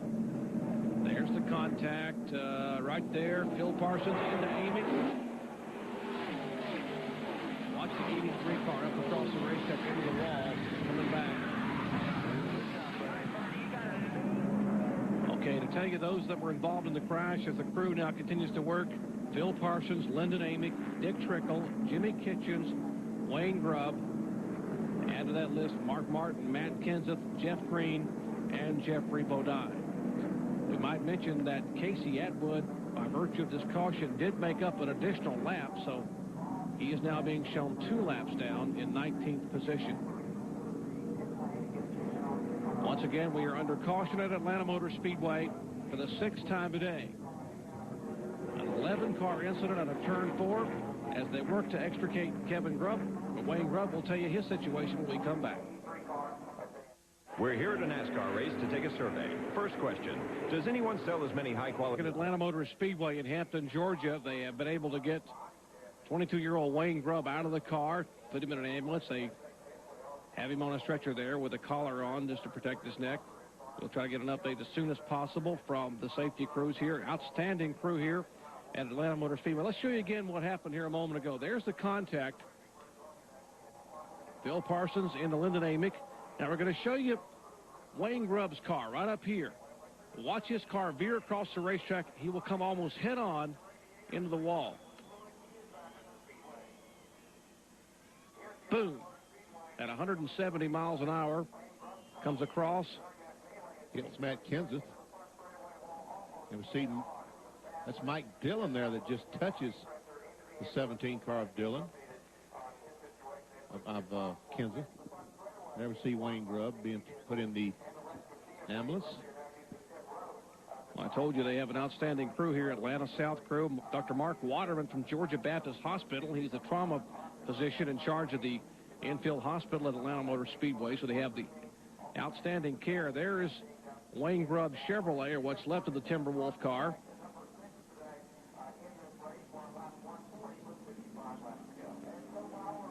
Well, Bill Weber, I'm told this incident may have been a break for the car number 3. Well, not only the incident, Jerry, but the last 2 laps, NASCAR has opted to bring the entire field down pit road to keep them out of the debris on the front stretch. And for several teams, that helped them get a look at their cars that weren't directly involved in the crash, but did seem to pick up some shrapnel, among them Dale Earnhardt Jr. You might be able to see, if you look very close, he does have some damage to the front grille. You can see it right there, especially on the right-hand side. They were trying to get other drivers on the track to look at this damage. They were trying to assess what the problem was. But when they came down pit road, they were able to get a look at it. Now, when you watch these cars come down pit road, you'll see that several of them will swing very close to their pit stall so the crews can get a look at it. Dale Earnhardt Sr. has been on the radio talking to his son and his son's crew, encouraging him to get off the gas so the car in front of him can pull forward, then swing closer to the stall so your crew can get a very good look at the front grille. They determined there's not enough damage there for him to have to pit. However, he still does have the transmission problem, absolutely no third gear, and in his words, this car is making a tremendous racket. It's nothing I'm doing, it's just making it on its own. So, good news, they don't have to pit for the grill. The bad news is he still has the transmission problem. That's Dale Earnhardt Jr., and watch as he sees all this trouble. He heads for the grass, and it looks nice and smooth there and nice and green, but you know it just isn't that smooth going through this bumpy grass, plus all the shrapnel debris that's being thrown off the racetrack in front of him. That might be what he was thinking, what he got into. We might mention that Casey Atwood, by the way, I told you he got another lap back. He did get a lap back, but NASCAR does not allow him to race back to the caution flag here in the Busch Series, so he is now being shown 2 laps down in 17th position. Well, defending series champion Dale Earnhardt Jr. with some debris in the front of the car, a hole in the grill, and a problem with the transmission, but still racing. Back in a moment. Atlanta Motor Speedway working caution for the 6th time today here in the late laps of the Yellow Freight 300 NASCAR Busch Series event. We want to know who's running on the racetrack and where your favorite driver is, as well as other real-time information from inside the NASCAR garage. Well, NASCAR Online, www.nascar.com will have all the information. Right on the Information Superhighway, getting everything that's going on in NASCAR, both currently in Busch Series and Winston Cup. And speaking of information in the garage, let's check in with Ray Dunlap. Well, Jerry, we're back at the infield care center, and Jimmy Kitchens has just come out. Jimmy, the first question is, are you okay? Yeah, Ray, I'm fine. I hate it for the team. We had the Air Jamaica Vacations Monte Carlo running really well today, and we were trying to play it safe and stay out of those mishaps, and it just didn't happen. Were you able to see what happened in front of you? Yeah, some guys got pretty racy with lap traffic up there. You know, it don't take but a couple of laps to get settled in, and so you can race, but some guys just got in a little bit of a hurry, and I think it was a little too early in the day to be getting in a hurry. So we'll just have to rebound and come back to Darlington, and I'm fine. I hope these other guys are okay. Second start of the year for Jimmy Kitchens. They have a tore-up race car, but the good news is he's walking out on his own power. Well, that is great news. Now, we told you this caution flag came out on lap 134. We're going to back it up a lap and show you what happened here on the restart and how they all jumbled up. Benny and Kyle? Well, as I said, the first 10 cars did not pit. Now, they're out there with worn tires. Mike Skinner, at the very top of the screen, he is the first car that pitted. He has 4 fresh tires. There he drives under Tony Rain. He takes 10th spot away. And there we see the 5-car Dick Trickle. He goes by him. There we see Jimmy Kitchens we just talked to in the 22 car. And watch Skinner, he just blows by Kitchens. Now he's going to run across some 3 abreast. That's Bobby Hill in the 8 car. And also Glenn Allen, the 38 car. He goes 3 wide, goes by these guys. And there he goes on the inside of Barrier. He pulls up behind Jeff Bodine. Now here's the contact between Parsons and Bodine. And Skinner, by being up that far, he avoided being in this accident.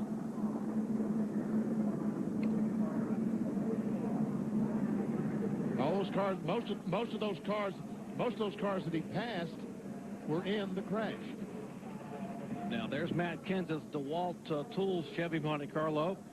Some significant damage there. How bad is it, Bill Weber? Oh, that's pretty bad, but Robbie Reiser can still smile. I thought you left your bad luck in Las Vegas, but I guess that's not the case.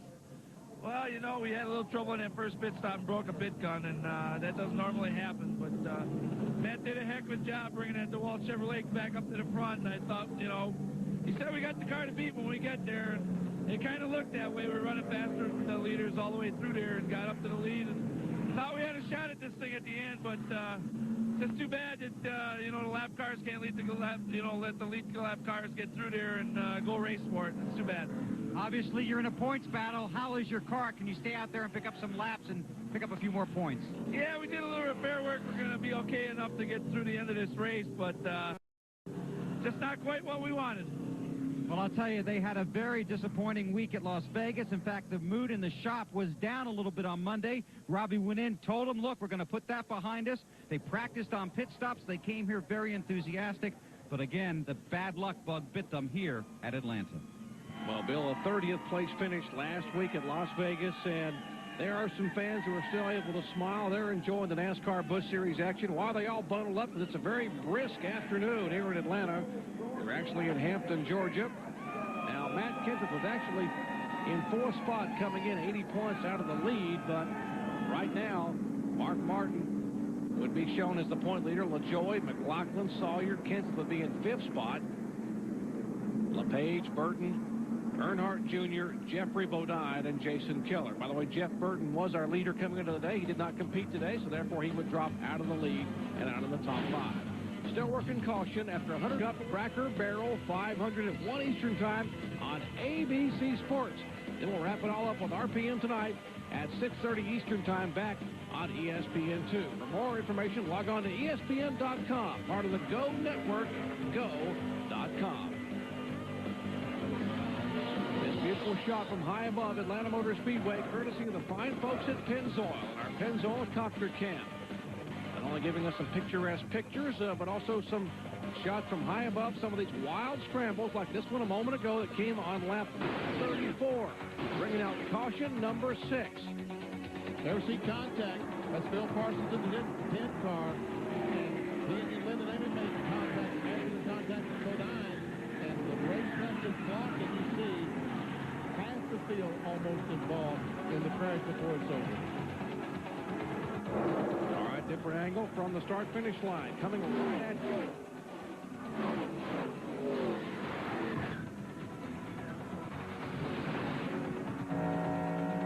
Now from the roof cam of the Winn-Dixie Ford. Mark Martin goes directly to the grass, but right there in the grass is Jeff Green. They make contact, and around goes Mark. Well, pit road now finally being opened up to allow some of these cars to come on for their stops. So far, no one has been into the pits. We'll update again the cars involved. Phil Parsons, Jeffrey Bodine, that was the original contact. Lyndon Amick, Wayne Grubb has been taken from his car. We'll get an update as soon as possible. Matt Kenseth, Dick Trickle, Jimmy Kitchens, Michael Waltrip, Jeff Green, and Mark Martin, the cars involved. Let's check in the pits once again with Bill Weber. Well, Dale Earnhardt Jr. is on pit road, and here's the reason why. Because the transmission is screwed up, they know he's not going to be very good on the restart. They're going to put him at the back of the pack anyway. So they figured they can go ahead and clean this grill, then tape it up. He said his temperatures are fine, so it won't affect it. They're going to clean it off, so that way the tape will adhere better to the car itself. Then they'll send him back out. They're concerned that on the restart, the transmission is going to prevent him from staying with the pack. So this way, on the restart, he'll be able to be at the rear of the field, gain momentum, and hopefully be able to pass cars at speed. As you notice, they're not taking tires, but they're just going to try and tape up the grill, correct the problem, and send him back out. And there you see the tape on the end of the hose, and the stick there. They've got all the tape, 3 or 4 pieces taped together, trying to cover up that spot.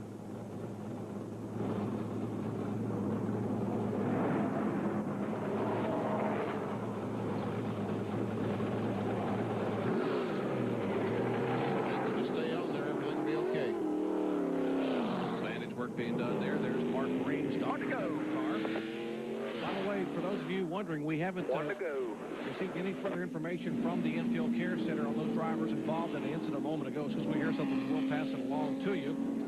They're all being examined. We have spoken with Jimmy Kitchens. The rest are still being examined inside. As soon as we get any more information, we will pass it along as soon as we possibly can. That's 30. Mark Martin stopped 21. A splash of fuel.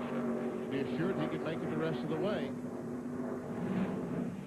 Mark is now back in about 14th, 15th spot.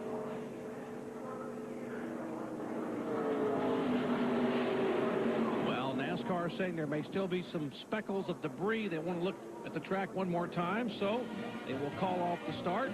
And Johnny Norton waves the caution flag. There's some sheet metal still on the racetrack. We'll take a quick break and come back with more live Busch action from Atlanta. They're very happy with. It's running well. It'll be interesting to see if he can hang on not only to the lead, but perhaps maybe even a top 5 finish, and then see where he ends up in the points. His tire is a little older, but he does have better track position. That, of course, the Lysol Ford that we're talking about for Elton Sawyer. Finished 7th at Rockingham, his best finish of the year, at 21st at Daytona, 26th last week at Las Vegas.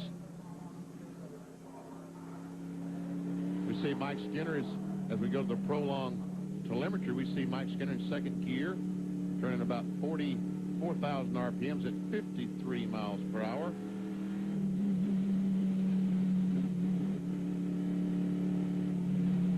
That's Jeffrey Bodine directly in front of him. In third spot, Mike Skinner, you're riding along with. He's in fourth spot. This is the yellow freight onboard camera.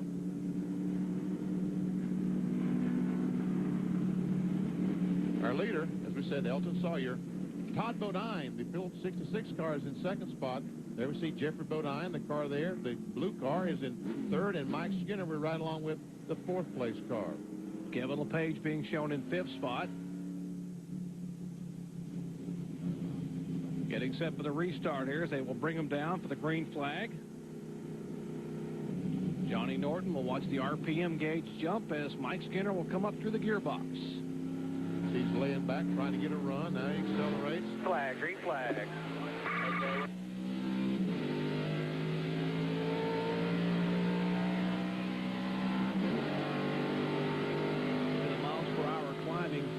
In the fourth gear at 140 miles an hour. You wouldn't dare shift your passenger car at 140, I hope. Bobby Hillin on the inside as Jeffrey Bodine gets by.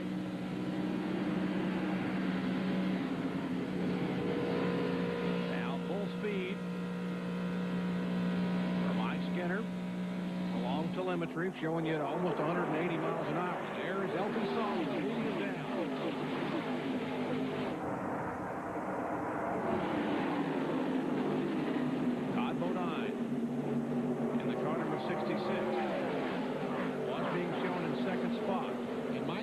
Gets by Jeffrey Bodine, takes him that third spot. Now he's on the inside of Todd Bodine. This is for second spot. Meanwhile, Todd Bodine trying to go on the outside of Casey Atwood, and he can't get by Atwood. Doesn't appear to be.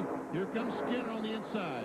And that is Gus Wasson, the car number 49, showing 2 laps down. That's the other car up there. So Atwood in the 27 is 2 laps back. The 49 is 2 laps back. And there goes Skinner now on the inside of Wasson.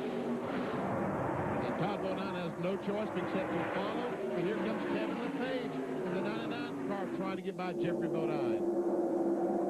The 19 car is second. The 66 is third. The 64 is fourth. And the 99, the red man car, is in fifth position.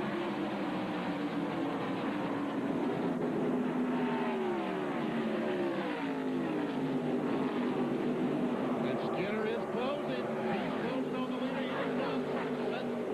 Casey Atwood pulls alongside. He's a couple laps down.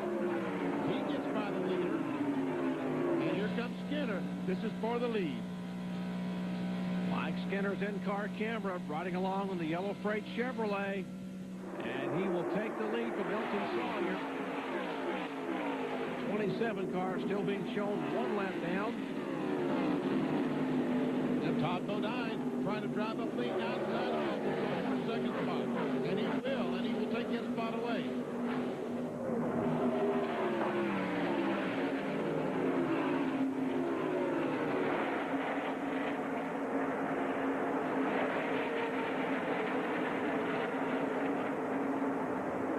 See, Martin has moved up to the 6th spot. He's going to get damage race car is pretty fast. He goes by. See Dave Blaney, the 93 car. Our pole sitter, he tries to get alongside Mike McLaughlin. That's a battle for the 7th spot.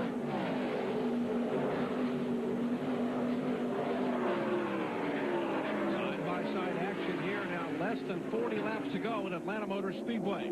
The Yellow Freight 300 NASCAR Busch Series event. Blaney, the Amoco Pontiac. sneaked to the inside, edging his way on the bottom of the racetrack beneath the 34 car of McLaughlin. They nearly touched. Not sure where, I don't remember where Blaney was in that accident. I saw him head out through the grass, but he didn't appear to have any damage. Of the front runners, he and Skinner and maybe one other car are really the only two that really didn't come out of, or that came out of it unscathed. Mike Skinner is pulled away. He is our leader. You're watching the battle from the bumper cam now above the 93 and the 34. Blaney and McLaughlin, they are battling side by side for 7th position. And McLaughlin gets that run on the outside. We've seen several times today. That outside lane, you get momentum off the corner and pull away from that guy on the inside.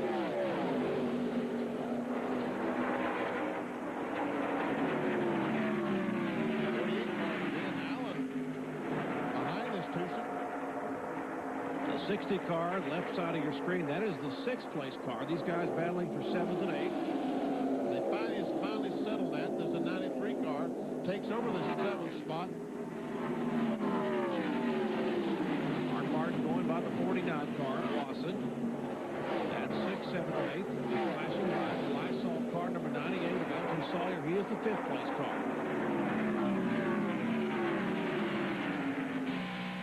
Mark Martin's bumper cam. Taking a look back at the front grille. A close-up look at that Amoco Pontiac.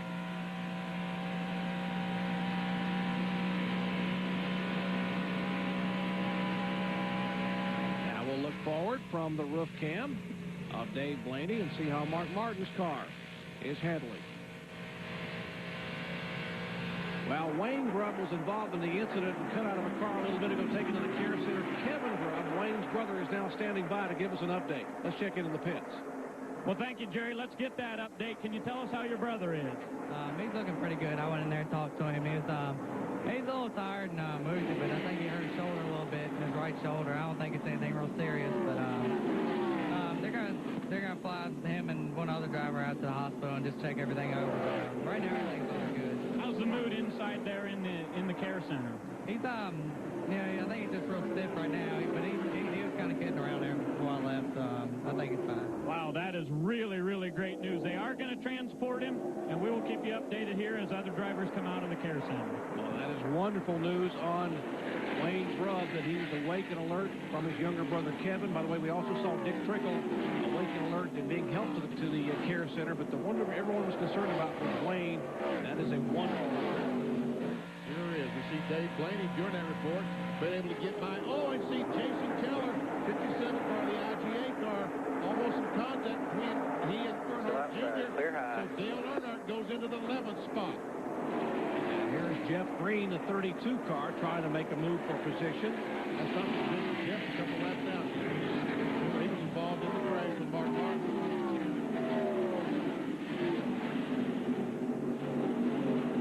Jeff Green has run so well in that Kleenex car, but involved in a big crash.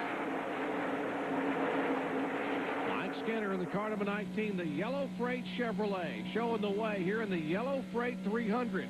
Only his 2nd ever Busch Grand National Series start. First one came a week ago at Las Vegas, where he led 12 laps and finished 24th, but he's showing the way here in Atlanta. Back with more in just a moment. Back in Atlanta, you're riding along with our prolonged telemetry at about 178 to 80 miles an hour with our leader, Mike Skinner, the Yellow Freight bumper cam.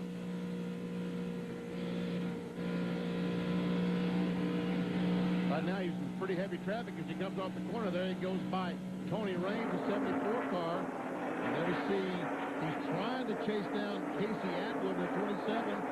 Atwood is a lap down. He passed the leader, 10 or 12 laps ago, has stayed in front of Mike Skinner. I'd mention this is Mike Skinner's 9th career Busch start, his 2nd start here in 1999. And just received an update on Dick Trickle. They are going to transfer Trickle to an area hospital for observation and for some further tests, but he was awake and alert at the car when they were able to get him out and take him to the care center and checked out. And Dave Blaney has caught Jeffrey Bodine. This is a battle for the 3rd spot, and Blaney is really, really fast. He and Mike Skinner, no doubt, have the 2 fastest cars right now. But can he catch Mike Skinner in the time remaining? It's doubtful. Dave Blaney was our pole sitter to begin the day in the Amoco Pontiac. Led quite a bit in the early part of the race. In fact, led 52 laps early on, making only his 24th career start in Busch competition, driving for Bill Davis, who owns the Winston Cup car. The Caterpillar Pontiac, driven by Ward Burton, who had a pretty good week last Sunday at Las Vegas. Blaney takes over that third spot. Now he chases another Bodine, Todd Bodine, the 66 car. Meanwhile, this is going on about 4.5 seconds behind Mike Skinner. You know, the interesting part here is that early in the race, Blaney was running a high grade and making a pretty decent time. But everybody he's passed lately, he's passed right on that white line on the bottom. He gets a really good run up out of fourth. He goes in low, up the middle of the corner, comes off kind of high, and lets the car just sweep up and gets a run down that front stretch. Here he goes under Todd Bodine for second place. And he'll pull that slide jump, try to pull that slide jump once again, but this time he couldn't do it. And when he couldn't do it, you see Todd Bodine comes back on the outside. Todd Bodine finished 15th in this race a year ago. Now Blaney will take the second spot away and set his sights on Skinner. There's the 3 car.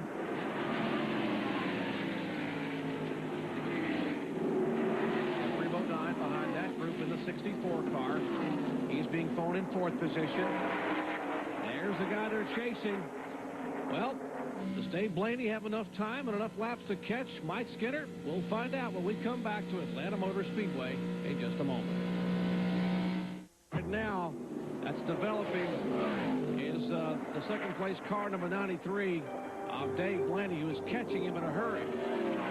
Let's check in the Skinner pits with Bill Weber.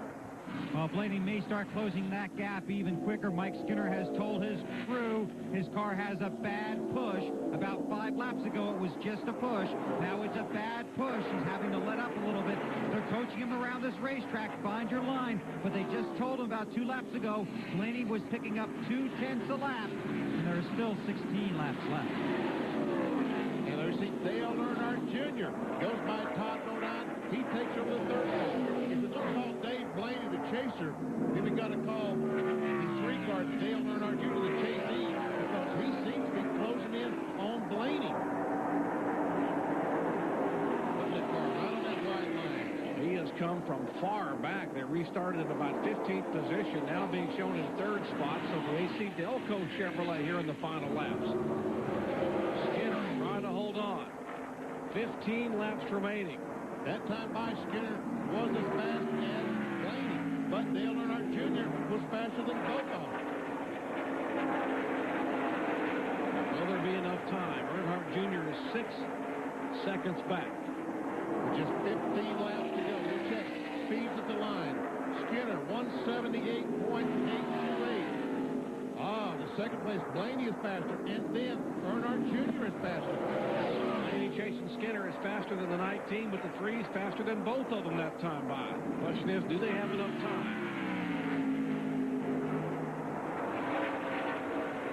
There you see the time difference. 4.1 seconds, 6.0 seconds. Here comes Skinner. We see that push off the corner. Let it go out against that outside wall. You can see from the center of the corner out, Casey just runs straight up off the corner. And Skinner's car must have a, like he said, he's come back and said it's a heavy push, and it is up off the corner. That time he gained a little bit. And he also, Mike Skinner, the leader, had the fastest lap. And you see the 1, 2, 3, that's each car. Skinner had the fastest lap, Blaney the second fastest, and Earnhardt Jr. the third fastest lap.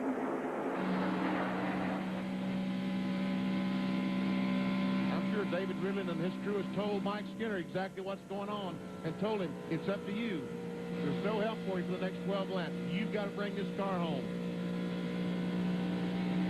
Continuing to show the 3 car with the speed at the line. Earnhardt Jr. in 3rd spot. That's Todd Bodine and Kevin LePage in the 66 and 99, rounding out the top 5. And Casey Atwood, meanwhile, pretty doggone disgusting, Kyle, to have a car where you pull away from the guy that's going to win the race, isn't it? Yeah, it is. You know, these guys have struggled, and obviously it was a battery. It wasn't the alternator that was issue or anything when they changed it. He's come back, he's run good. He's made up one lap. Thought he had another one made up. You know, it's disgusting to be in that position where you say, at least I could be racing with him instead of just out here riding around showing him I could do it. It'll be 10 laps to go. This time by, the interval is under 4 seconds. I'm not sure that Blaney's going to have enough time.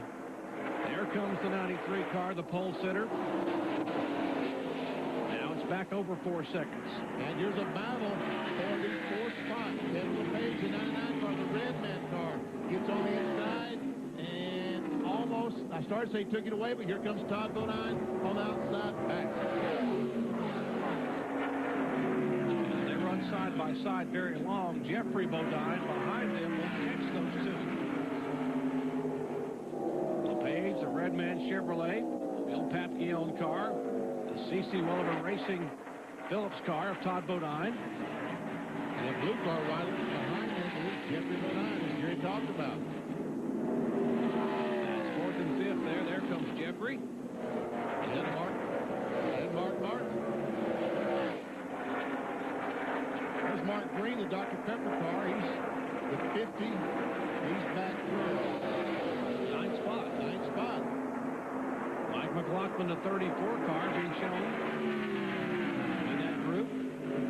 32 of Jeff Green. He mentioned before he's a couple laps down in 17th position. Michael Waltrip, the 21 car, in 12th position. Racing for that 11th spot.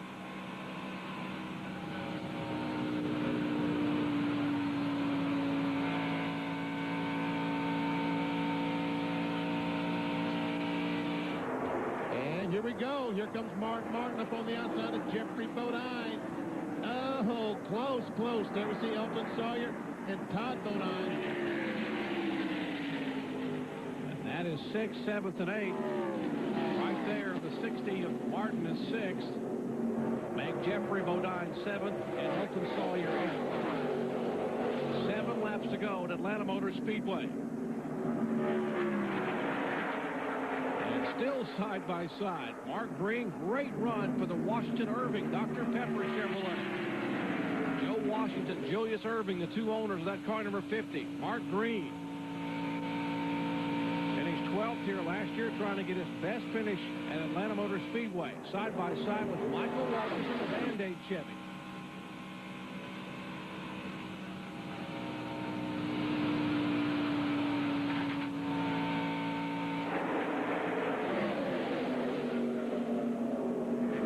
It looks like Mark is going to finally have to give up the ship and let Michael Walters take that spot.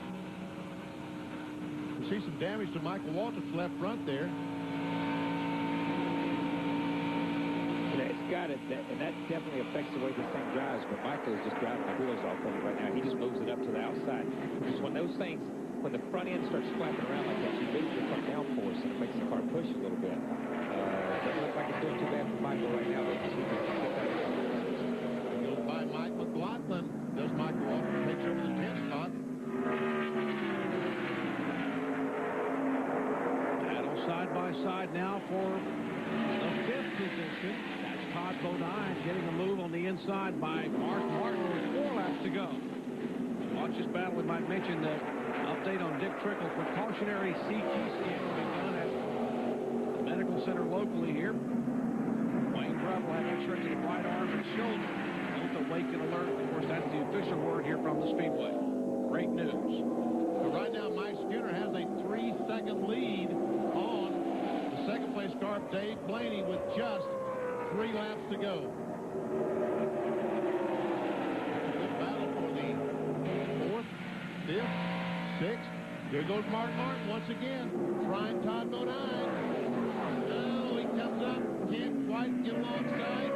He gets alongside, but he can't get that run up. Todd Bodine comes back. Kevin LePage, 99 car, is the 4th place car. Here's the battle for 5th. Martin's car slips a little bit. He keeps it out of Bodine. There is Jeffrey Bodine behind those two in the 64 car. Elton Sawyer is back there in the Lysol Ford. Now they are 2 by 2 with 2 laps to go.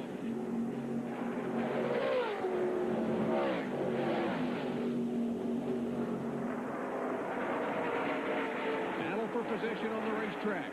5th, 6th, 7th, and 8th on your screen. Final lap. White flag has been given to that car. Mike Skinner in the yellow freight Chevrolet.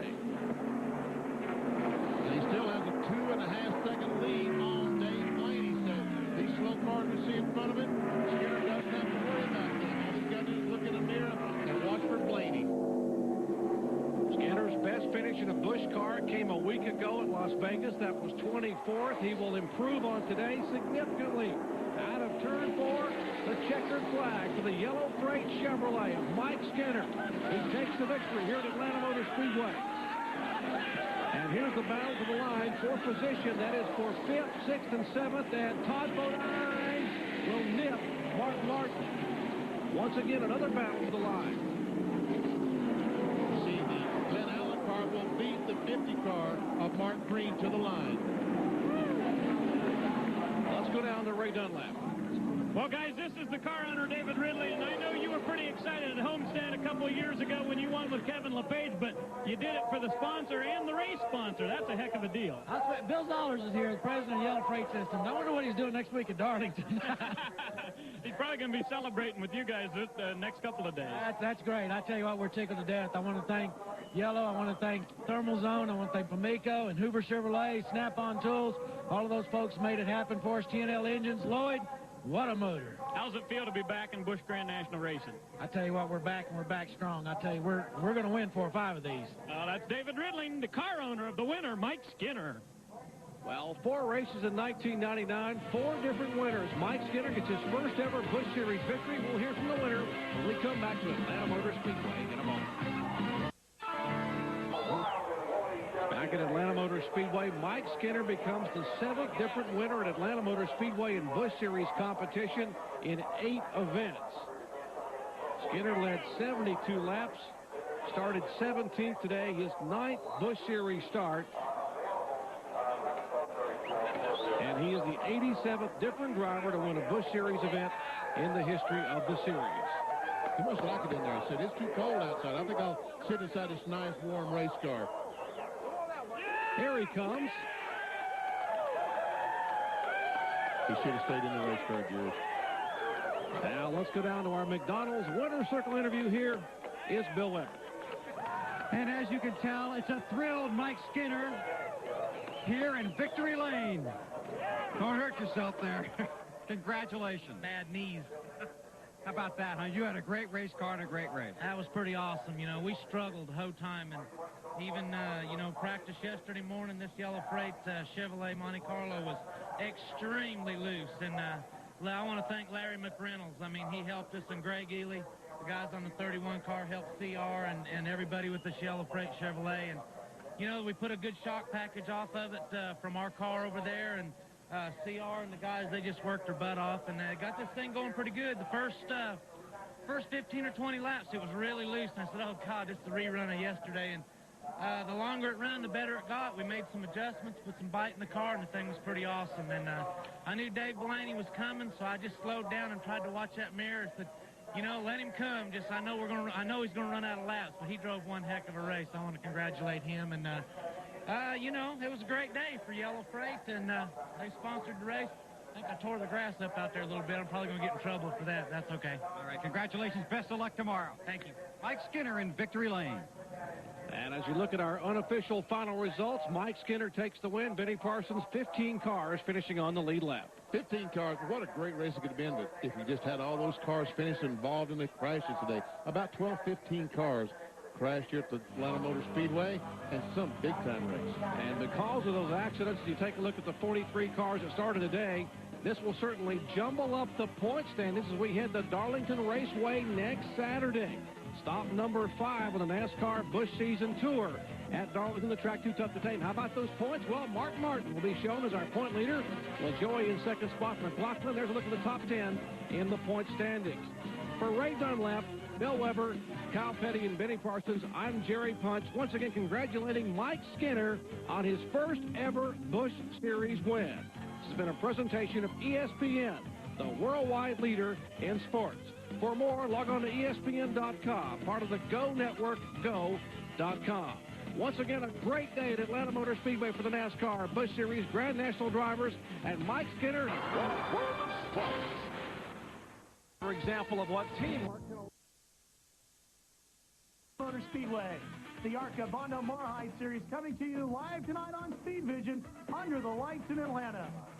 Hi everybody, I'm Ralph Shaheen. Welcome to our Speed Vision coverage here in Atlanta. I'm joined tonight by former two-time ARCA champion Bill Venturini. And you know, Bill, a lot of these drivers have done a lot of racing under the lights, but on short tracks across the country, not on a